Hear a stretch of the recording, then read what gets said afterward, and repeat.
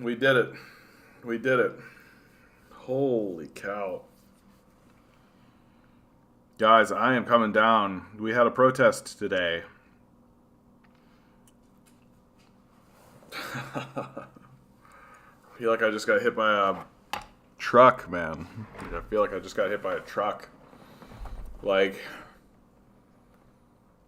So this protest, it's first protest I went to of the season, and the first one organized by Isabella Gamp, who started an organization called POOF, Protecting ODSP OW Funding. It's protests poverty alleviation, disability. I mean, for God's sakes, like, with the way inflation is going and everything, the essential narrative is the amount we give disabled people doesn't cover the rent. As simple as that. Like, the amount we're giving the disabled doesn't cover the rent. And so many of them, hey Barnabas, how you doing? Famita, how you doing? And we went to Bloor and Jarvis. For those of you who don't know, here in Toronto, Bloor Street is like the major drag, right? York University, and I think all college TA and GA unions are on strike right now in Ontario. Fuck yeah. Everybody go on strike. Everybody go on strike. Right? Everybody go on strike. Yeah. Why should we give free money if I have to work for it? Well, that raises the question, right? Like, why are we, like, what is this? Like, what are we doing here? Like, so many of us are doing, like, the most pointless labor imaginable. Like, there's so much of what we are doing is just, like, making, like, we're like making burgers for one another, basically. I was completing my second degree when the 2018 York U strike happened. It lasted for 3 months. I think it would suck to be, like, a student when that kind of thing happened. But, I don't know. Everybody should strike. Students should strike. Teachers should strike. TA should strike. Everybody should strike. Like, I am to the, like, this inflation crisis is going to be the thing, right? Like, the inflation isn't going to stop. Like, this whole thing's not going to stop. And it's going to be, like, the excuse of corporate greed is just going to absolutely... Yeah, but no, individualism is killing us. Yeah, grinning, how you doing? Yeah. Well, and also I just think, like, one of the things that I'm learning about this Ukraine crisis as it's unfolding is, like, there is just, like, a callous cruelty that exists in the society. Like, one of the major things that occurred, like, so we shut down Bloor Street, and while we're shutting down the street, like, cars are just, like, honking, losing their shit at us, right? Like, Bloor Street is, like, a more used thoroughfare, so traffic is more heavy there. And so there's more, like, industrial workers and things like this. And so it was much more aggressive than it has been in the past. But I think once the police finally arrived, the police come after, like, an hour and a half, which really makes me think, like, oh shit, like, police are only going to respond to this kind of stuff after about an hour and a half. We should do all kinds of crazy shit. Police aren't going to come. Like, what kind of crazy shit can you do? Right? Like, really think about this. In your own lives and in your own cities and in your own kind of stuff. Like, the police didn't come to this. Like, we shut down a street. A major street. Bloor Street is, like, one of the major streets in Toronto. And we shut it down. And it took them an hour and a half to respond, to actually show up on the scene and actually, like, come and do anything. Right? Like, you can do anything. Like, do what you want on the streets. Like, police aren't coming. Like, they're not going to show. Right? You got an hour and a half to do whatever it is you'd like to do before the cops arrive. And then, of course, no, the lighting is dark because I don't care. I'm too tired to care right now, dude. Like, I feel like I got, like, absolutely smashed. And so, not only is it, like, big industrial trucks, like, literally I'm, like, standing this close to, like, an industrial truck as it's, like, holding its horn. While we're, like, protesting for, like, hey, maybe no homelessness, maybe don't get thrown into the street. And I think one of the, like, absolute peaks of the whole experience was there was these construction workers who I think were on their lunch break or something, and they just decided to start making fun of us. The classic shit, like get a job, you're a loser, right? Like that kind of stuff. Like basically heckling us as we're protesting. Like Isabella is like literally in a wheelchair. Like they're disabled and homeless people with us, and these guys are heckling us. Yeah, get a job, like all that kind of dumb bullshit.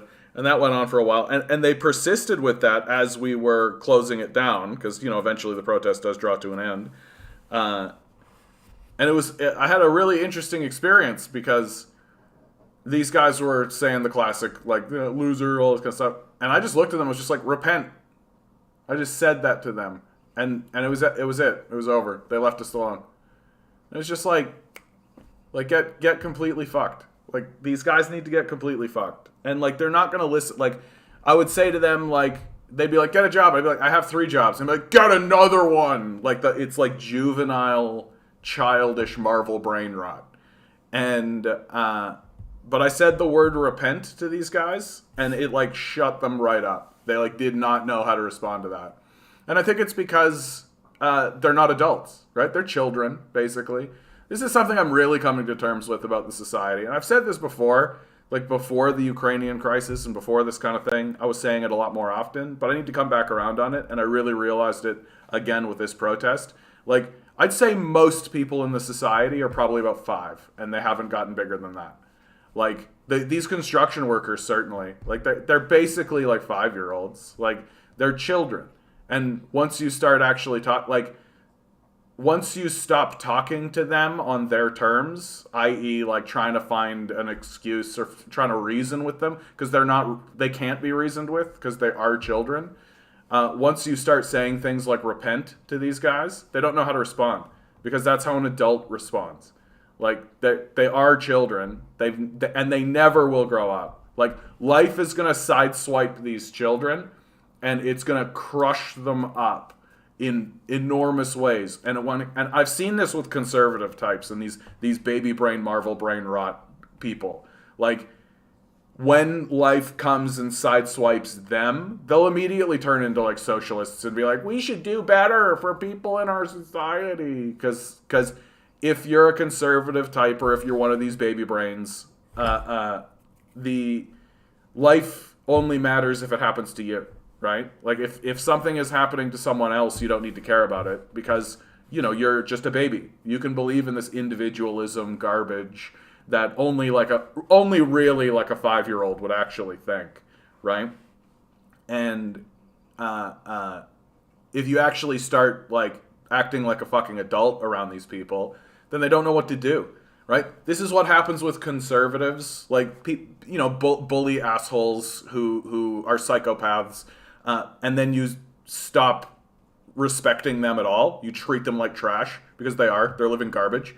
And then suddenly they're your best buddy because, I respect you, right? And it's like, no, you just understand that I'm not going to tolerate you 5-year-old baby, right? So start acting like a fucking adult, you little baby man. It's very straightforward. And like these kinds of people, like I am officially over it. Like, if you're going to stand around me and act like a little baby person, then you're a baby. And that's how you get talked to. You get talked to like this, like you're a little baby, and that's the best you get from me forever. Because it's over. Like, and these people vote, right? These people fucking vote. Like, they don't deserve our respect.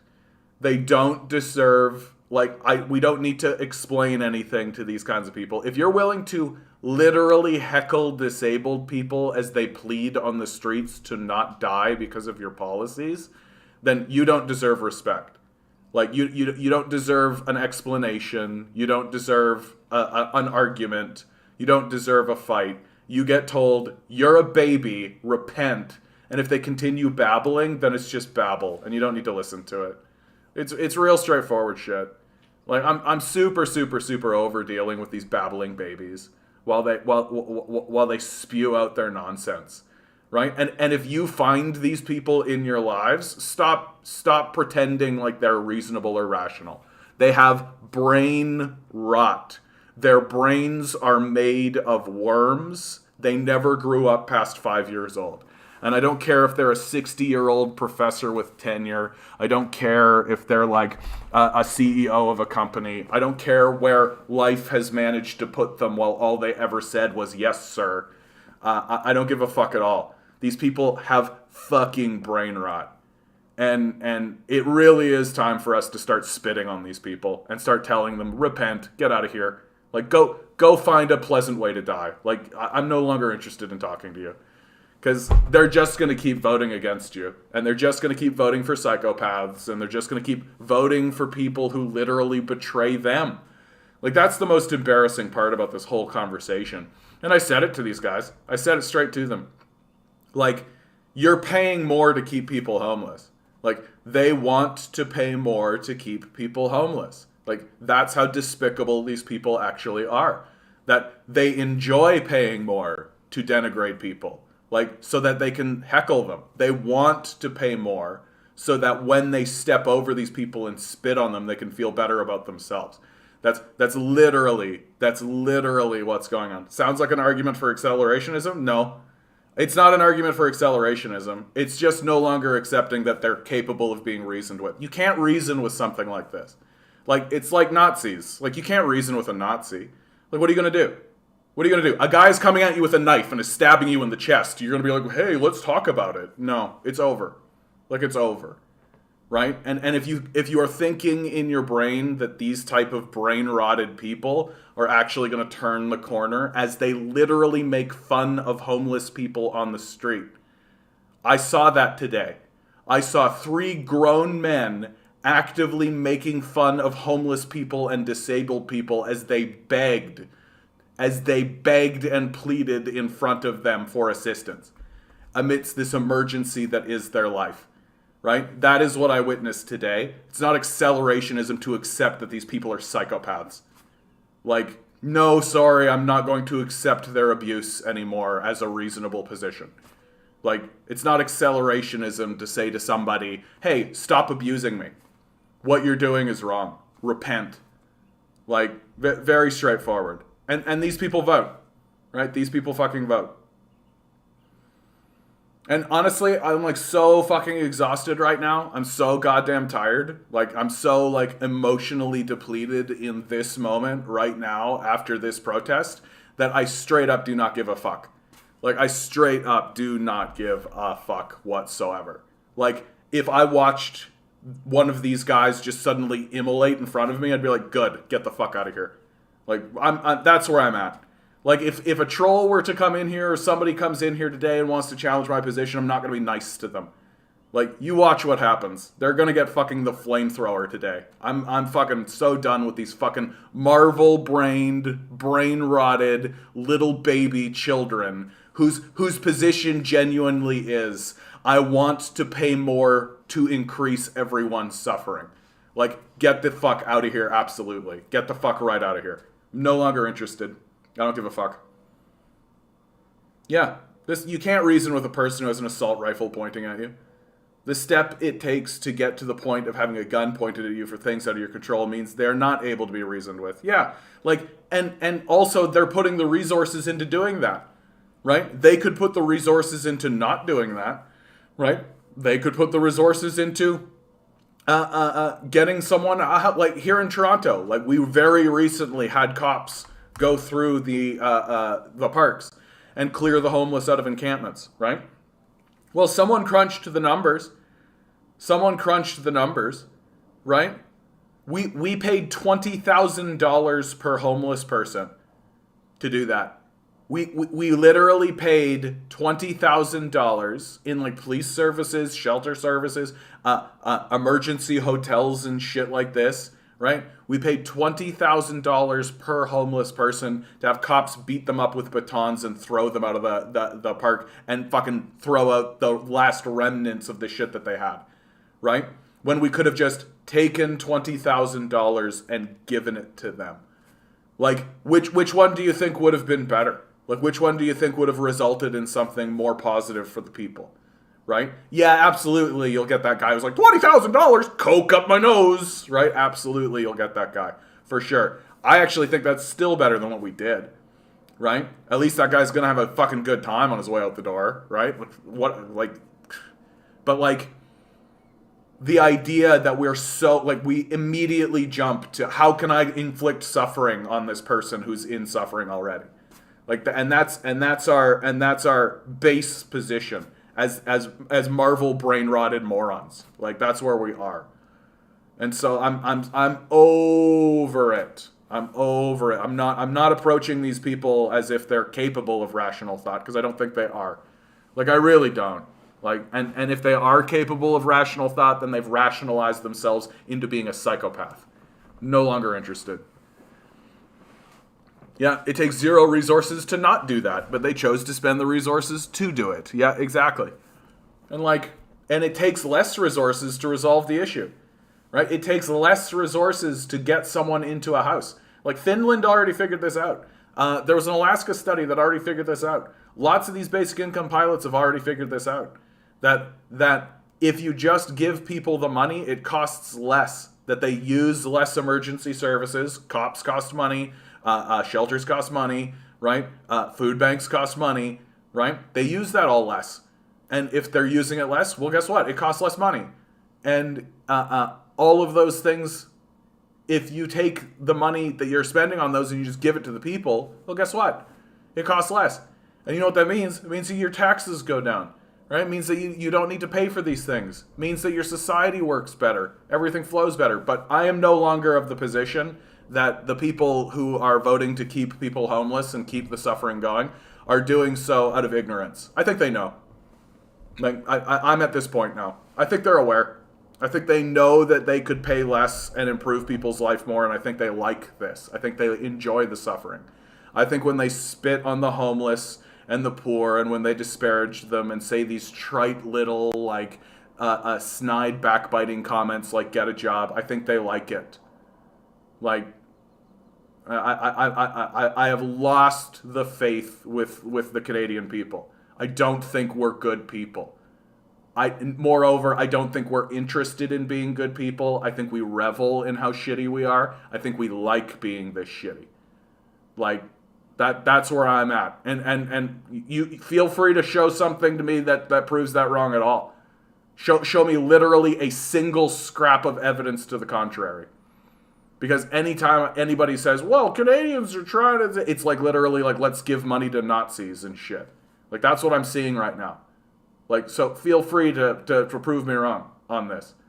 Right? Feel free to show me that Canadians are worth a goddamn at all. So, like, in 20 years, when we're, like, hurtling into this enormous pit of massive decline, and all of these, like, middle-class construction worker types are suddenly socialists and all this kind of stuff, I'm not going to be nice to them, right? Like, these people are fucking animals. Like, just fucking animals. It's real straightforward. And I mean that literally. Like, humans are animals. Like, we're a step up because we have one very specific skill set, which is the ability to articulate abstract thought. That's it. And we don't even use it. Like, that's what's so fucking embarrassing about us. We don't even use it. Let the market decide, right? So, like, in 20 years, when all these fucking middle-class types are immolating and they're getting kicked out of their houses and everything, I'm just gonna, like, look at them and be like, get a job. Fuck off. Like, I'm over it, man. Like, I'm so fucking over it. And maybe that's not true. Like, maybe I'm just talking shit right now because I'm mad. But, like, I don't think I'm going to have pity for these people. I'm going to tell them what's what. And if they agree, they agree. And if they don't, they don't. And it comes down to the fact that they need to repent. And they're not interested in that. Like...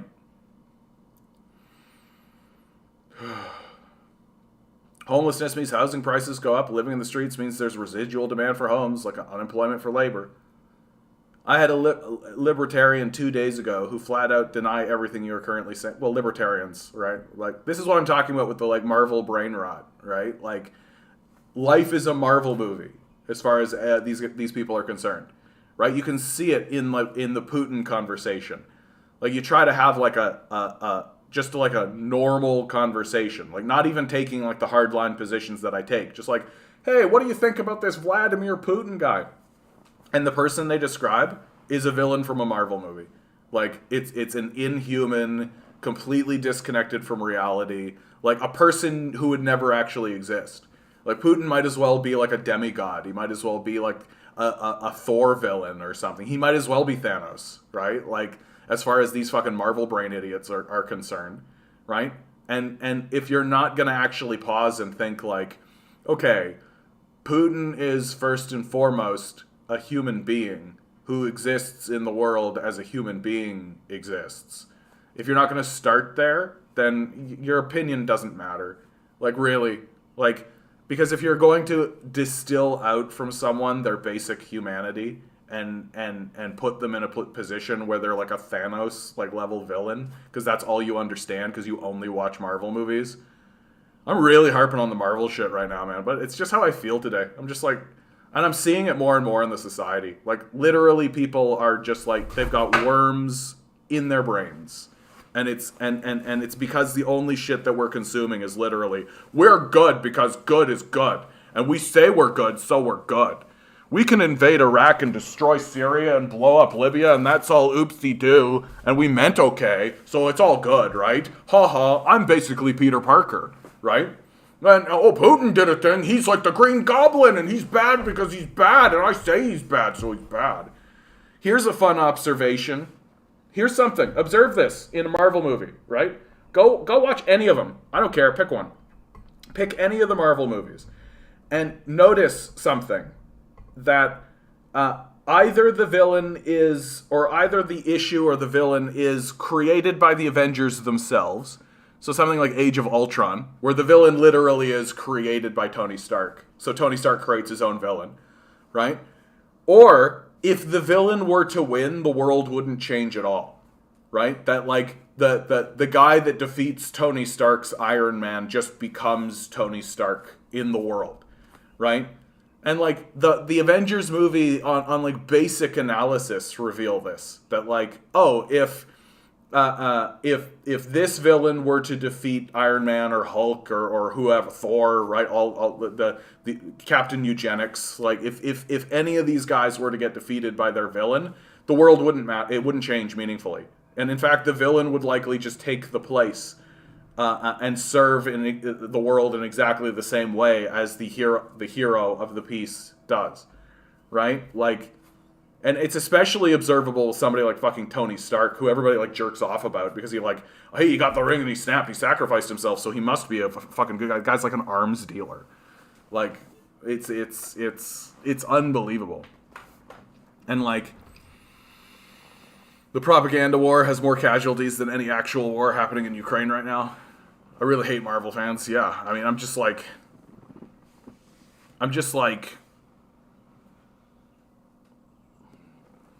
Like, this is what happens if you don't know anything, right? It is the rugged individualist stance, blame and attack the weakest people in our society instead of raging against the parasite billionaire. Yeah, I mentioned that to a fellow employee with crippling debt. He was raging against people on welfare, and I said, what about the billionaires who have cursed you into crippling debt? He got up and left. Yeah. Like, it's I feel like it's just a form of bullying, right? It's just a form of, like, well, everybody shits on me, so I've got to shit on somebody, right? Like, if I can shit on somebody, then I'm above somebody, right? And it's a hierarchy, right? So as long as there's someone beneath me, then there's someone I'm better than, and therefore I'm part of the society, right? And it's a despicable worldview. It's disgraceful. Like, literally, like, you can see the lobster. The lobster will fight with, and that means humans should be that way too, or are that way too. And it's just like, shut the fuck up. Like, genuinely shut the fuck up. Like, you insipid racist old bigot. Like, shut the fuck right up. I'm getting to the point now where, like, if I walk up to somebody and I'm like, hey, what's your opinion of Jordan Peterson? And if they go like, I don't know, like, seems like he's got some stuff to say, I don't really care though, I'm like, oh, okay. But if they're like, oh yeah, Jordan Peterson, I'm just like, yep, get the fuck out of here. Like, bye-bye. Like, baby brain.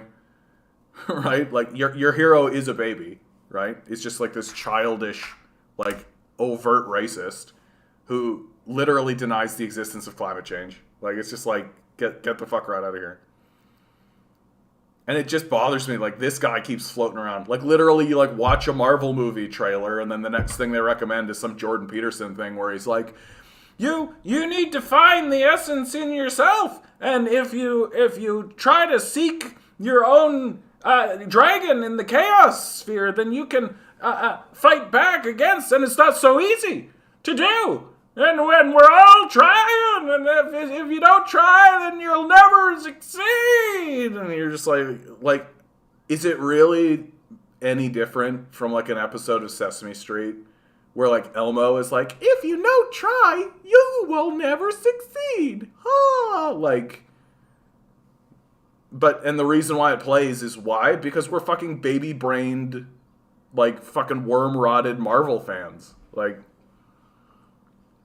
Marvel was great when I was 14, right? It was super cool when I was like 14.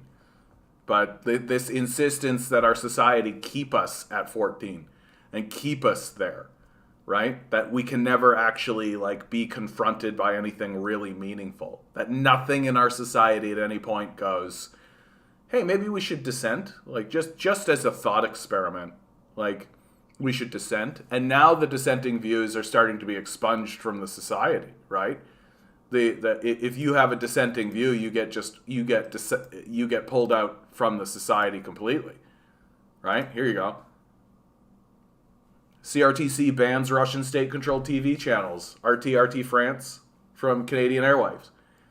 Like, if you can't hear what your enemies think, right? If you refuse to hear what your enemies think, then you might be the bad guy. Real straightforwardly. Like, you can't even hear it.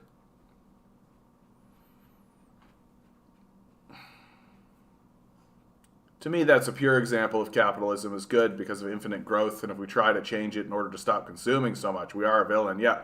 Well, I mean, like, I'm sure that Darth Vader with the Death Star thought that, like, Luke Skywalker and that band were, I mean, Darth Vader's a pretty bad example because they call themselves, like, the Sith and on the dark side. It's, like, pretty obvious that they themselves must perceive themselves as being negative. Marvel gets CIA backing, right? Probably.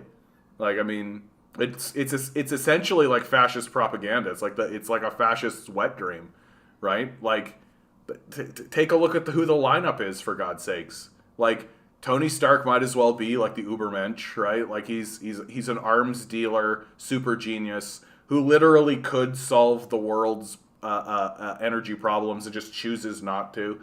Right, just chooses to use his energy for like stupid toys and bullshit, and it's all like self-justified because of this idea of like an eternal conflict where we need people who are of this stature, who are just capable to go and like destroy the alien hordes that are obviously coming to destroy us, and so it's like this self-justifying might makes right ethos built in and we're supposed to look at a guy like Tony Stark and be like, oh wow, he's so dreamy, when he's like literally like a narcissistic psycho who just does whatever he wants whenever he wants to, and everybody's just supposed to be like, yeah, I guess that's fucking normal, we should totally let that happen. And then what do you got? You got Captain America. Captain America is like the definition of a fascist wet dream. He's a eugenics project, right? There you go. You figured it out, Barnabas. $2. Thanks, bud. Everybody send me $2. It makes me feel good about myself. Thanks, Barnabas. Captain America is fucking like might as well be Captain Eugenics, right? Like literally, they like took this like Weasley loser kid who was what was their test to pick the guy? They threw a grenade on the ground and he like was suicidal enough to throw himself on the grenade, and they were like, you're the guy, you have no respect for your own life, and so you'll have no respect for the life of others. Come on, Captain Eugenics, let's put you in this eugenics pod and do eugenics on you. And then it succeeded. He's like the perfect argument for like why we should do eugenics. Like, the CIA is doing experiments on Vietnamese children, and people are like, yeah, but that's gonna turn them into Captain America, right? Yeah, that's gonna be great. Like, this is where we're fucking at. Thor is literally a fucking Nordic god.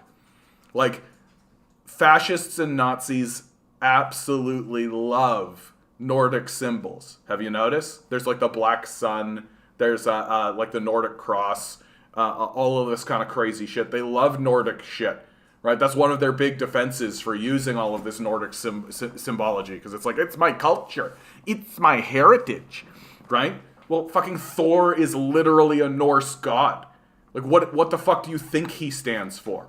Like, he's a blonde-haired, blue-eyed, literal god of thunder who exists within this, like, white supremacist party of arms dealers and eugenics experiments. And in the case of somebody like Hulk, it's, like, literally a eugenics experiment gone wrong. It's, like, literally gets shot with, like, science ray, and now suddenly he's like, oh, sure, he, like, goes off the cuff. But as long as there's a hot lady with big old tits to calm him down, right, everything's totally fine, right? And that's how they, like, deflect from the overt white supremacy that the Marvel universe represents. It's like, no, we can't be white supremacists. Look, there's a Black Panther. Like, the name Black is in his name, right? Like, they're obviously using him as a shield. Like, they're obviously being like, yeah, we're not white supremacists, look. And look, they have their own society and everything, right? Their own segregated society that's invisible and no one can see, because they're afraid of what everybody might think, or afraid of what might happen if anybody finds them. You know, all of the white people who might find the invisible people. Here we go. Baldy McNosehair. I have no idea. Brilliant. Thanks, bud. I appreciate it. Might as well show some support. Keep at it, comrade. Thank you so much, bud. Thank you so much. That's nice. That makes me feel nice about myself.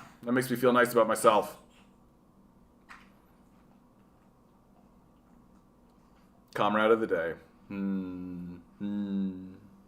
So yeah, the Avengers are literally like a white supremacist jerk-off party. They're like literally one step away from just being fucking neo-Nazis themselves. And like the only people of color and the only people who aren't white men who are represented are like lesser beings who have subserviated themselves to the white power structure. When there's like literally a fucking guy who can shoot lightning and a eugenics project and a fucking like literal arms dealer. Like, we're just like, oh, Asians aren't, but, and this is just it. All of that is being done reactively, right? All of that is being, like, all of the representation in Marvel movies is literally them just being like, oh yeah, we don't actually have a single Asian in any of our movies. So here's your Asian movie, right? Which sucked, right? Like this Shang-Chi and incidentally, I gotta tell you, man, like if I don't know how Asian people could see this movie, right? Thanks, Rob. I don't see how Asian people could see this fucking movie and be like, oh yeah, that's cool, right? The whole thing smacks of like white dudes sitting around writing a movie for Asian people. Like that's what the movie really smacked of. It had this real like you know when like you watch a movie about women but it's written by men, you know, you can really tell. Like, you can really tell. The women are just acting like dumb bimbos or like, or are totally bitches, right? And, oh, Milo in the house. Yeah, people are giving us money today, Milo. We're gonna eat today. Isn't that nice? And, we're not... And like this Shang-Chi movie that they made, it just is like exactly like that, where it's like a bunch of white men got into a room and wrote a movie, and we're like, the Asians will really love this. And it's just like bro, it was like so stereotypical and so like embarrassing, and like every single time they introduced a new element, I just found myself going like, of course, right? It's got to be like, he's Asian, right? So it's got to be ninjas and shit, right? Like, of course. And it's all might as well have had like the big squinty eyes and the huge buck teeth and be like, oh, stall. Like, it might as well, as far as I'm concerned. Like, these fucking Marvel movies, man, and the fact that they get released and everybody's like, yeah, this one I think it was somehow different, when it's literally like the same movie. Like, just if I wanted to take it out of the white supremacist critique and actually do like an actual film critique of it, they literally take the movie they just made, shift it over here, change like a couple of the elements. So instead of it being like the Green Goblin, it's Dr. Octopus. And then it's fundamentally the same movie.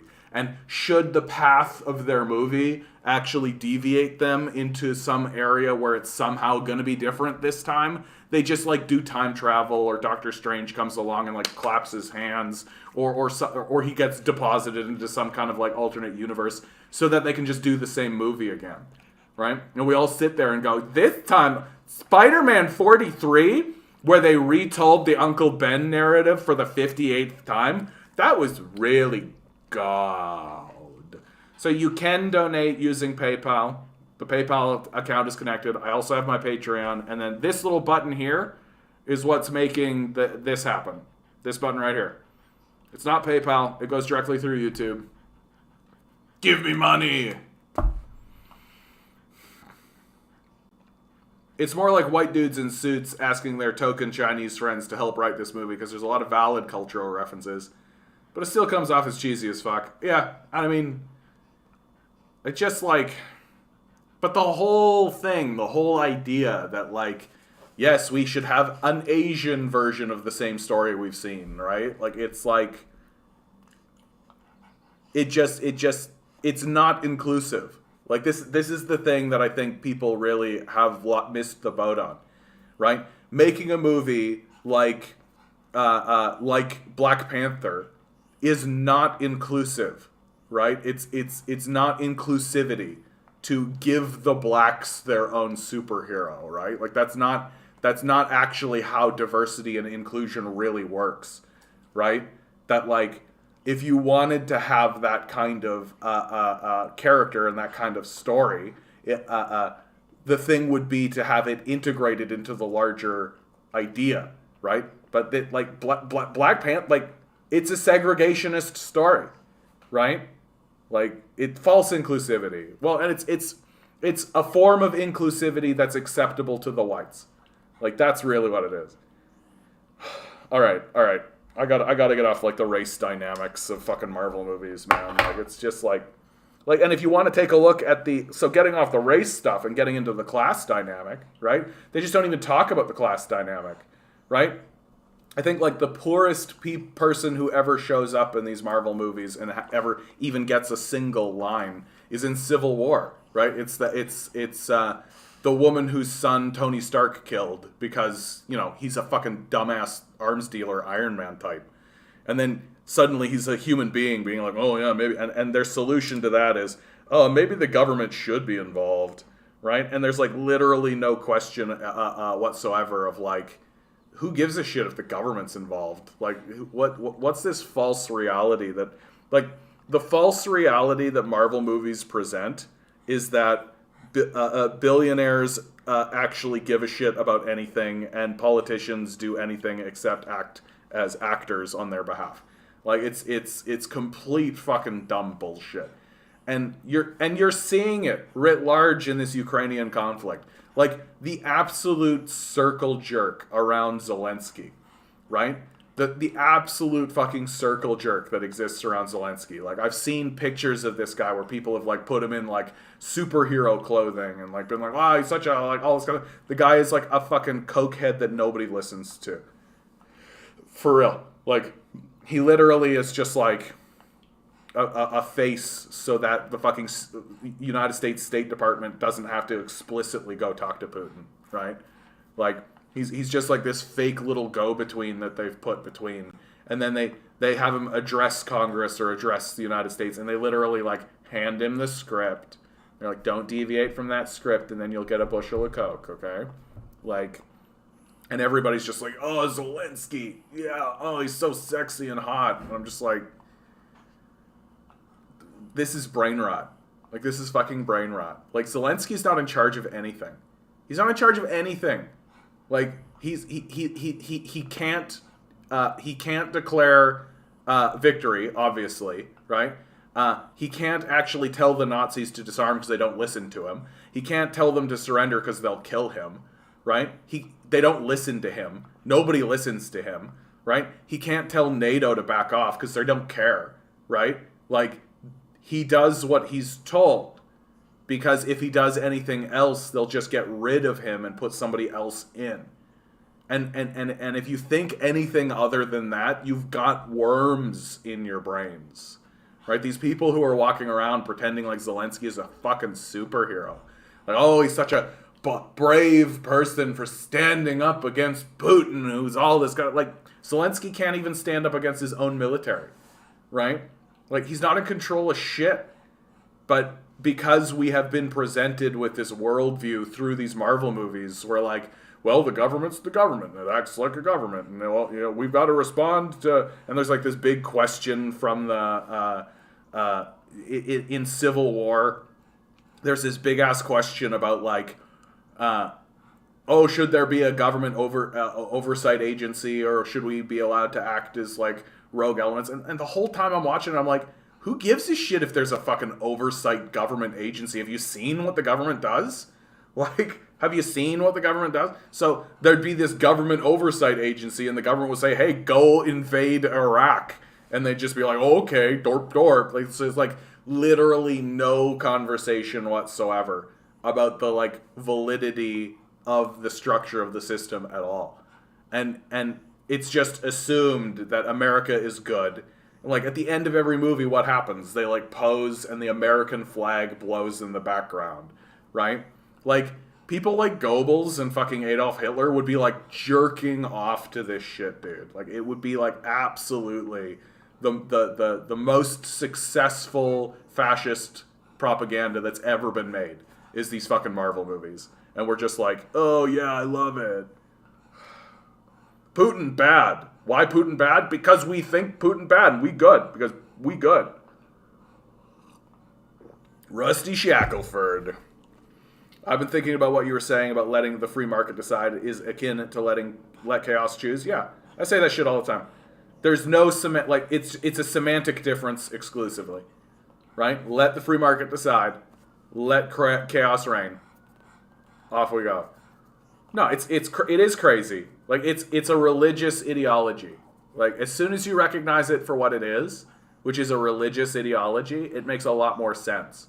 And that we have all been kind of brought towards it. And not everybody involved in the process is a bad actor, but there definitely are bad actors who literally are just like, I have $1 billion. It would be super great if everybody just left me alone to make my own decisions. So let the free market decide. Yeah. Right? And, like, it gets crazier the more you think about it, Rusty. The more you think about it. Like, human beings, the thing that separates us from the animals, like, the thing that actually does separate us from the animals is our ability to articulate abstract thought. That is what has done it, right? That an ape could have discovered calculus like 10 years ago or whatever, or like 1,000 years ago, but it would never be able to tell anybody about it, right? And so we have this ability as a species to actually talk to one another like I'm doing right now, to pull you into an abstract space, which we call imagination, right? We've created a language that we can actually draw and implement things called mathematics. So we can actually create stuff in the abstract space and then pull it from the abstract space into the real space and do something with it, and we just don't use it. Like, that's how insane our society has become. That we have this enormous, like, God-given ability that, like, the forces of the universe have just bestowed upon us and have said, this is what's going to distinguish you from the rest of creation. And when it comes time to actually, like, organize ourselves in the largest meta sense, we straight up argue against using it. We're doomed. Like, we're doomed. Like there is, it's no small wonder our society has collapsed into failure. Like, it's no small wonder. Like, we should not be at all surprised. And there are tons of people still walking around. Even after it's been debunked mathematically, even after it's been completely discredited, even after it's spread all of the misery and all of this, there's still people voting for it, right? And they'll continue to vote for it because it works for them, right? They're the winners, they think, right? Well, I've got $1 million, so I won, right? You're just envious, you're just jealous, and those people just go to the grave thinking that. And then they'll take their money, give it to their kids, who are just like brain-rotted Marvel babies. And those kids will be like, I'm the best, and you just need to work harder, like fucking Kim Kardashian, right? Like, this is our future. Like, this is our fate. Like, this is what we're walking into. We are walking into this enormous fucking grain thresher that is absolutely spinning and just gonna... right? And we're just steadily marching forward, being like, man, I can't wait for Spider-Man 28. Like, and it's just going to eat us alive. And when it starts to happen, like, I shouldn't even start to say it starts to happen. It's already happening, right? It's already happening. We can witness it. We can see it. We can measure it. We can show it as clear as day. And what happens? What happens? Well, you know, when you say climate, it's like saying everything. And so you can't really measure climate, because if you try to measure climate, then that means you're trying to measure everything, and you can't possibly measure everything. These guys, it's like literally going to be the last words on their deathbed, is saying that kind of fucking dumbass cringe bullshit. Like, and these are the people we're supposed to actually be listening to, right? Instead of like somebody who is actually saying, hey, maybe everybody should just have food and shelter. Like, maybe everybody should just have that everyone needs food, everyone needs shelter. Maybe everyone should literally just have that. Here over in China, zero poverty. China eliminates absolute poverty 1 month before self-imposed deadline. Number of people living in absolute poverty in China. Completely possible. Completely doable. Major gains over a decade. Right? And we're talking about, like, with absolute poverty, we're talking about people who have literally nothing. Like, literally, like, dust farmers. Like people who put rice in the ground and hope it produces enough so that they'll be able to eat that rice for themselves. Like, living in, like, mud huts and shit. Like, China was able to turn that around in very short order. And how did they do it? By deciding to do it. Because they looked at one another and said, hey, how should we do this? We should make a plan. Right? This idea of 5-year plans, right? Which gets completely mocked and derided here in the West, right? They'll literally say 5-year plan just like that, as if it's like a mock, when it's like, it's completely working. Like, it's and obviously working. Like, so obviously working that to deny that it's working means that you are incapable of understanding what's happening in reality. And, like, this is just where we are. Like, it's just where we're at. And I'm so fucking, like, how is it that people refuse to even believe their own eyes? You're right, Mocked. Let's go. Let's go. We got a 7, we got a 4. I'm still sticking with my 10. Today's the day. Here we go for today's number. It's March 17, 2022. 10 balls. Each ball has a number. Numbers 1 through 10. Here we go. Swirl numbers. I love it. I feel it. I feel it this time. Pick a number. Today's number is 1. Major. Ding, ding, ding, ding, ding, ding, ding. Major hits it. Big one. Big one. You're number 1. You're number 1. Hey, Amanda, how you doing? May the energy of David Lynch carry you into the world, my friend. Yeah, does China have tent cities like America's been producing? No. Like, one of the things that I like to do on this channel, you guys see it, right? I do the China walks, right? China walk. Whatever. I'll just pick one up at random. Right? I have watched a ton of these China walks at this stage in the game. Like, I've watched a ton of these. And do you know what I don't see ever? Do you know I never see in these China walks? And it is just a dude walking around. Right? I never see, like, big tent cities. I never see, like, homeless people, right? Big populations of, like, dirty homeless or any of this kind of stuff. I have seen walkabout videos in every single major city in America, and there's always homeless people. There's always people sleeping and living on the streets. Even in the nice areas, right? Even in the places where they go and it's like nice. There's always some homeless guy off in the corner, right? And when I walk around this city in my own life, you expect to see it. It's just part of it, right? And I was thinking about this just yesterday. I'm just like, wait a minute. Have I ever even seen a single homeless person in any of these walkabouts? Have I ever even seen anything remotely like what we see here in America? And the answer is no, right? China's been very resistant to creating a welfare state, but they take on big projects that allow society to prosper because I think they view this idea of the welfare state as a concession to failure, right? That instead of creating a society in which it is incapable to fall into poverty, right? You're creating this alternative side society that you get dumped into if it considers you a failure. And it says, well, we don't want you to just starve to death, I guess. So we'll just dump you into this alternative society that you're separated from and spit on you for being there, right?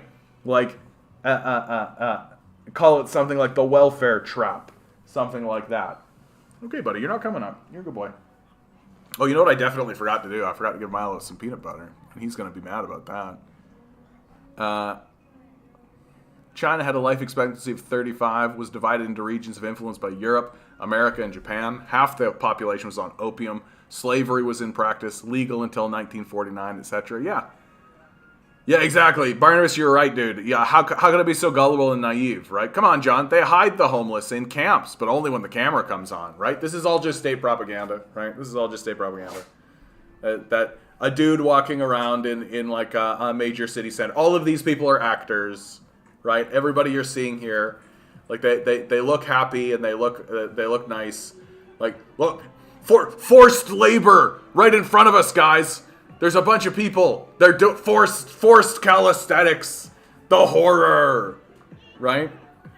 Which, incidentally, I gotta tell you right now, this is pretty fucking adorable. Like, look how fucking adorable this is. Imagine you're like walking around a shopping district, and all of a sudden you just come in on this stuff. Like, that's pretty fucking nice. That's pretty fucking adorable, if you ask me, right? And like, I just feel like there's a vibrancy and a liveliness and an acceptance that it is possible that the forces of the universe will align to ensure that you get completely fucked, right? It's completely possible. And so if you don't structure your society to actually be able to withstand that, then you end up where we are, which is just this like despicable baby brain Marvel fucking brain rot bullshit. All right, I gotta give my dog some peanut butter, guys. So it's gonna be a chair stream for just a second. Sorry. 1 second. Gotta give some peanut butter to my dog, and if I don't, he's gonna lose his tiny little mind. I definitely forgot to give him peanut butter at the start of this whole thing. Yeah, I definitely forgot to give you peanut butter jelly time. My little tiny pug. You're so tiny, you're so nice, you're so tiny, you're so nice, my tiny, tiny, tiny little pug. Tiny, tiny little pug. All right, my boy. That's for you. There you go. The whole world was wrapped around China until the Industrial Revolution occurred. Then came the century of humiliation. Then the CPC took power. Yeah. And, like, America's heading into a similar, like, century of humiliation. Like, the oligarch class is going to abandon America hard. Like, it's going to be really, really, like, really straight up. It's going to be crazy brutal how hard the Americans get abandoned by these wealthy psychopaths, right? And it's going to descend into, like, you think that what we're seeing in America now is, like, weird little cults and strange little stuff. You think, like, Donald Trump's got a, like, cult of personality surrounded him or all that kind of stuff. You fucking wait. Like, you fucking wait, man. The cults that are coming, are going to be, like, it's going to make what we're doing now look like baby's first cult. It's going to be absolutely insane. Like, what was that one? Whenever I talk about this, I always try to remember American Gun Christian... Oh, come on. Christian cult. Yeah. The cult-like church behind a ceremony with AR-15s and bullet crowns. Explained. Right? As the debate over gun control raged across America in the wake of last month's school shooting in Florida, this was written in 2018. Yeah, and you got to be clear, like, which school shooting in Florida? Like, there's so many. There's so many to choose from. A group of worshipers wearing bullet crowns and toting AR-15 rifles gathered in a Pennsylvania church this week to hold a commitment ceremony for about 250 couples. The ceremony was held at the World Peace and Unification Sanctuary in Newfoundland, Pennsylvania. The weapons, which Reuters reported were unloaded, were meant to represent the biblical rod of iron, referenced in the book of Revelation, used by God's representative to dominate his enemies. As the nearby Wallen-Popac area school district moved its students to another school over concerns about the armed celebrants, church leaders argued for the power of guns to do God's will and protect the innocent. Each of us is called to use the power of the rod of iron, not to arm or oppress as has been done in satanic kingdoms of this world, but to protect God's children, said the church leader, Reverend Hyung Jin Sean Moon, in a statement. If the football coach who rushed into the building to defend students from the shooter with his own body had been allowed to carry a firearm, many lives, including his own, could have been saved. While the ceremony itself had been planned long before the February 14th shooting in Parkland, Florida, in which a man with an AR-15 rifle killed 17 students and staff members, participants in the blessing nevertheless celebrated the power of guns to stop potential future shootings. The ceremony, which was held by an offshoot of a controversial Christian group that critics call a cult, seemed to perfectly encapsulate the anxieties of the perfect political climate. A conflation of pro-Trump and Christian nationalist rhetoric, fervently pro-gun sentiments, and multi-billion business interests in the arms trade. And then there's more where they go through the fucking history of this fucking nutty-ass stupid cult. Like for real, guys. Like, for fucking real. Like, this kind of shit, right here, is going to become the norm.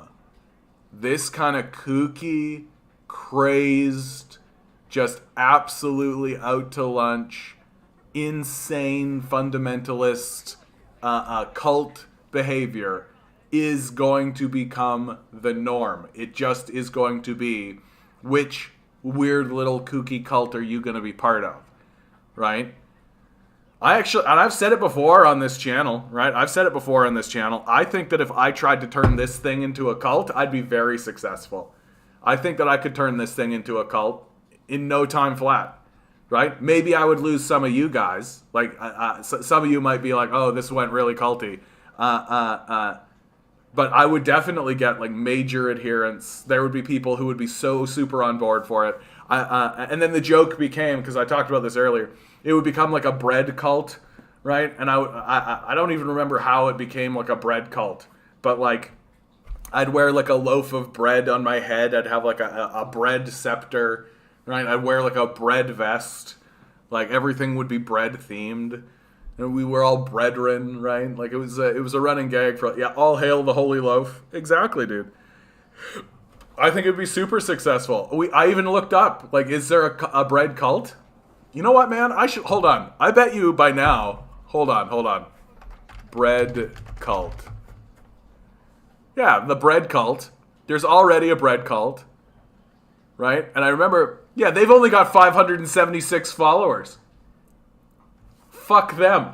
I could be the best bread cult in town, right? Like, I could be the biggest bread cult around. Just go straight like fucking bread cult. Loaf of Kropotkin. Yeah, he started it. Yeah, that's right. Him and Bumbleguppy. Bumbleguppy left and never came back. And then good old Loaf I haven't seen in a while either. He's in exams is what's going on with him. So in any case, this nutty bullshit that you're seeing, right? Like this is America, like, and this is what it's going to turn into, and especially as the project of abandonment begins, because like it really is going to be, you are going to have to choose between joining up with one of these kooky, weird little cults, or basically going it alone. And most people are actually going to choose the kooky, weird little cult, because they want like friends and connections and some kind of ability to actually, use the skill set of having abstract thought in their head. And like, it's going to descend into total chaos and like complete madness. Like it really is going to be like utterly mad, and there's going to be no rationale behind it. And the people who you previously thought were the bad guys will become the good guys, and then they'll be the bad guys again, and then they'll be the good guys again, right? You're seeing that right now with American politics, right? Who are the people walking around being like, hey, wait a minute, shouldn't we take some responsibility for what's happening in Ukraine? Who are the people who are actually bringing up, like, hey, wait a minute, we've been funding neo-Nazis. Who are the people who are actually hitting the hammer on the pulpit on this in America? The fucking MAGA hats. The fucking MAGA hats. The people who for years and years everybody was just like, these guys are Nazis and they shouldn't be trusted and they're deplorables and they're absolutely the worst and oh my god, I can't believe Donald Trump is the president, oh my goodness, all this kind of stuff. Well, we're ostensibly allies in the Ukraine issue. Like, nothing makes sense anymore. Nothing makes sense anymore, and moreover, no one is even attempting to try to make it make sense. Like, I'm at least attempting to try to make it make sense, right? And hopefully that's a reason why this channel is growing, and hopefully that's a reason why people will continue tuning in, because I'm at least attempting to make it make sense. But like, right now it doesn't at all. Just like the good guys are the bad guys, and the bad guys are the good guys, and up is down and left is right, and who knows who anybody is anymore or what anything is. Through China's efforts, the final 98.99 million impoverished rural residents in China had been lifted out of poverty. 832 impoverished counties, 128,000 villages removed from poverty by the end of 2020. Yeah. Like, and again, you know how they did it? They chose to do it. They said, we want to do this, and they did it. Right? Do we believe our culture wants to do it even? Like, do we actually believe that we want to do it? I don't think so. I don't think we're interested at all. Yeah, it's the same people who have neo-Nazis in their rank. Like, yeah, yeah.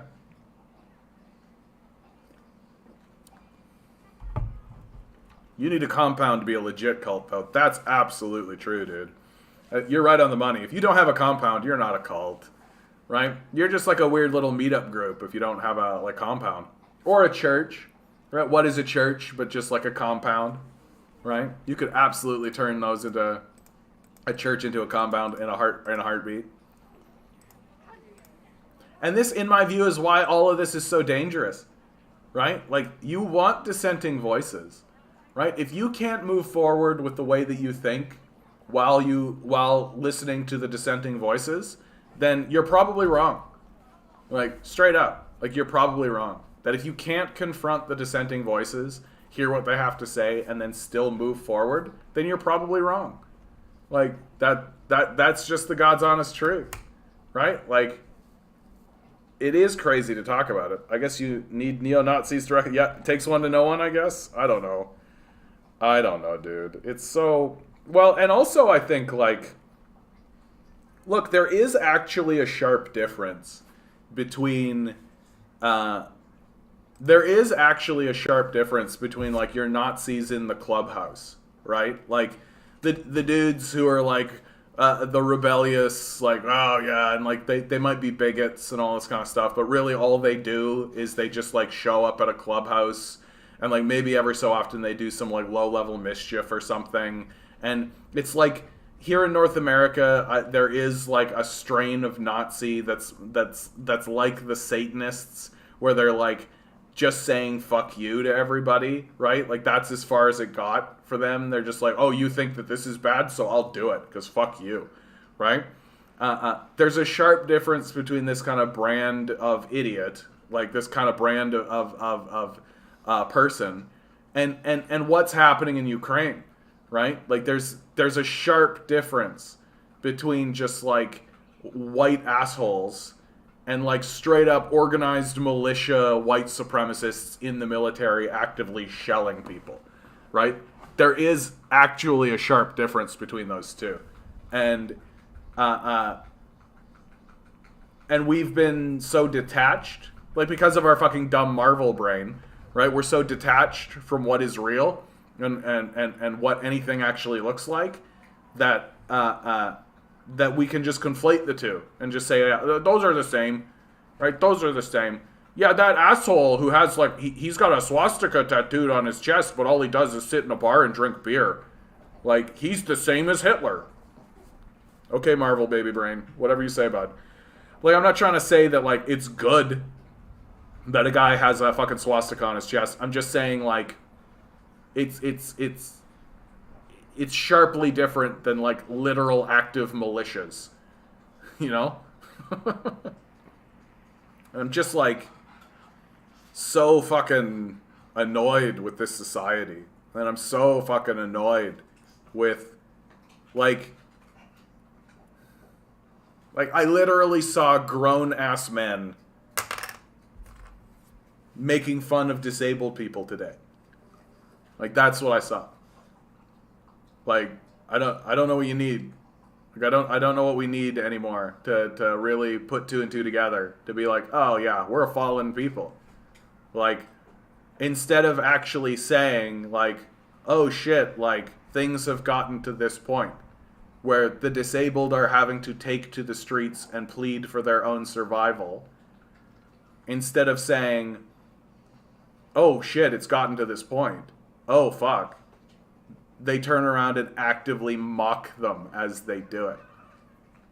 Like, we are a fallen and lost people. And I don't think we recover.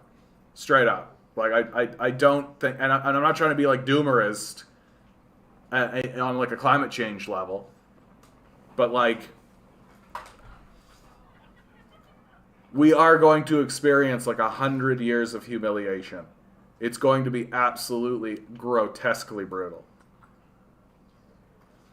Speaking of supporting the disabled, there's an awesome interview on CGN with Zhang Heidi, an icon of the disabled in China. Quite an amazing story on woman. Yeah, oh, look at this. China's like actually like platforming disabled people and actually showing them and actually talking to them and listening to what they have to say. Right? Would you see that here in North America? No. Like, absolutely not. Right? Like, I work with a trans woman, Isabella Gamp. She's, like, the central organizer of this protest. Right? Like, we were literally in front of the Rogers Media Center today. Right? And it is a policy of silence. Like, it's a policy, like, render the homeless, yet another complete failing of the Marvel brain. Right? Find a homeless person in the Marvel movies. Find a person living in poverty in the Marvel movies. Like the absolute worst that you ever see in the Marvel movies is in the like Tobey Maguire Spider-Man. Aunt May is like, well, bills are getting pretty high, right? But even then, as they iterated on that, they needed to get rid of it, and so Aunt May stopped being like an old woman struggling with bills and became like a hot MILF with like big fucking titties who was just like, yeah, I'm just gonna go get a sugar daddy, right? Like, and that was the iteration of the Marvel movies that we couldn't even bear to even contemplate and imagine a universe in which an old woman was concerned about bills, even a tiny little bit, right? So it's just like, no wonder we're so fucking baby brained. Like, we're so fucking stupid, because we can't even look at anything real. Like, we can't even bear to look at anything that is actually tangibly real, unless we can mock it and deride it, right? Like, if you have a movie and there's like an old person and that old person is like in a state of nudity at all, what's the response from the audience, right? Oh, ha ha ha ha ha ha, right? Like, the weak and the vulnerable exist for us to mock them. That's what we do in this society. And I don't see that changing anytime soon. Yeah, that's true. Look at these fallen people imply you were ever up there in the first place. Yeah, that's fair. I guess the reason that they don't have the same organization as the Azov is because of the individualism mentality. As such, they are competing against one another. Oh, interesting. Okay. You don't want that. The difference is just the circumstances. If the U.S. was in a civil war or a war on home soil, then many of these who seem like LARPers now would just turn as seriously deadly as the fashion Ukraine. You may be quite right, in fact. That perhaps I am being a little light on it. Groups like the Proud Boys, Patriot Prayer, Adam Waffen are sufficiently organized could potentially become just like the Azov if they have the same level of government support. I think the big difference is, like, there's no indication that any kind of government support is going to come for any of this kind of stuff. Like, it's a policy of abandonment. Like, the United States military is going to be privatized. That the end game for these, like, of this, like, libertarian rot brain is to privatize everything, right? That they're privatizing the healthcare system here in Canada, and very, very shortly thereafter, they're going to begin the process of privatizing the military. Like, this is something that's so beyond the pale that nobody takes it seriously, but you're seeing it happen in the United States, right? That, like, the U.S. is not fighting the Iraq war anymore, fighting the Afghanistan war, or fighting the Ukrainian war, or fighting any of these wars, because they've just privatized them, right? They don't actually have, like, standing troops or standing military personnel doing anything, because they just use private contractors to do all the shit they want to do. And because their objectives are so nebulous and so literally, like, just entrenched in just suppression and oppression, it's perfect for mercenaries, right? Like, suppressing the people of Afghanistan or Iraq is perfect mercenary work, right? Because Iraq doesn't have a standing army, like Afghanistan don't have a standing army, right? They're a disorganized rabble. Perfect for private contractors, right? Who could just come in and just absolutely blow the place up. I actually think it's far more likely that organizations like the Proud Boys, Patriot Prayer, Adam Waffen, all these guys, like, as the project of abandonment happens, these will just be the organizations that are around. And there won't be any, like, military support. They'll just become the ruling, prevailing gang, right? They'll just be the power center. They'll fill the vacuum as the project of abandonment continues. Chiang was the director, head honcho of the Beijing Paralympics most recently. Oh, very nice. Wow. Can you imagine a disabled person actually? I shouldn't say that. It sounds like exactly the type of thing the liberals would do. They would have a disabled person be like a token position in, like, the Paralympics or something. I'm so tired and I'm feeling so mean. I just don't want to say. I feel like I'm going to say something really insulting today, and I don't want to anymore. I feel like I said all my insulting shit that I want to say. And I want to say nice things now. I'm so thankful that you guys are here. You guys are nice. It's nice to talk to you guys. It's nice that there are other people who are at least willing to tolerate my rabble and my rambling, because like it's upsetting. It's upsetting, you know? And like you start to really understand what the Buddhists are talking about when they're like, oh, just detach, right? All human suffering comes from attachment, and you just need to detach, and you just need to get to a place where it doesn't matter so much to you anymore, and just put your faith in the universe and detach, right? And it's like, yeah, that's all well and good to say, I suppose, but easier said than done.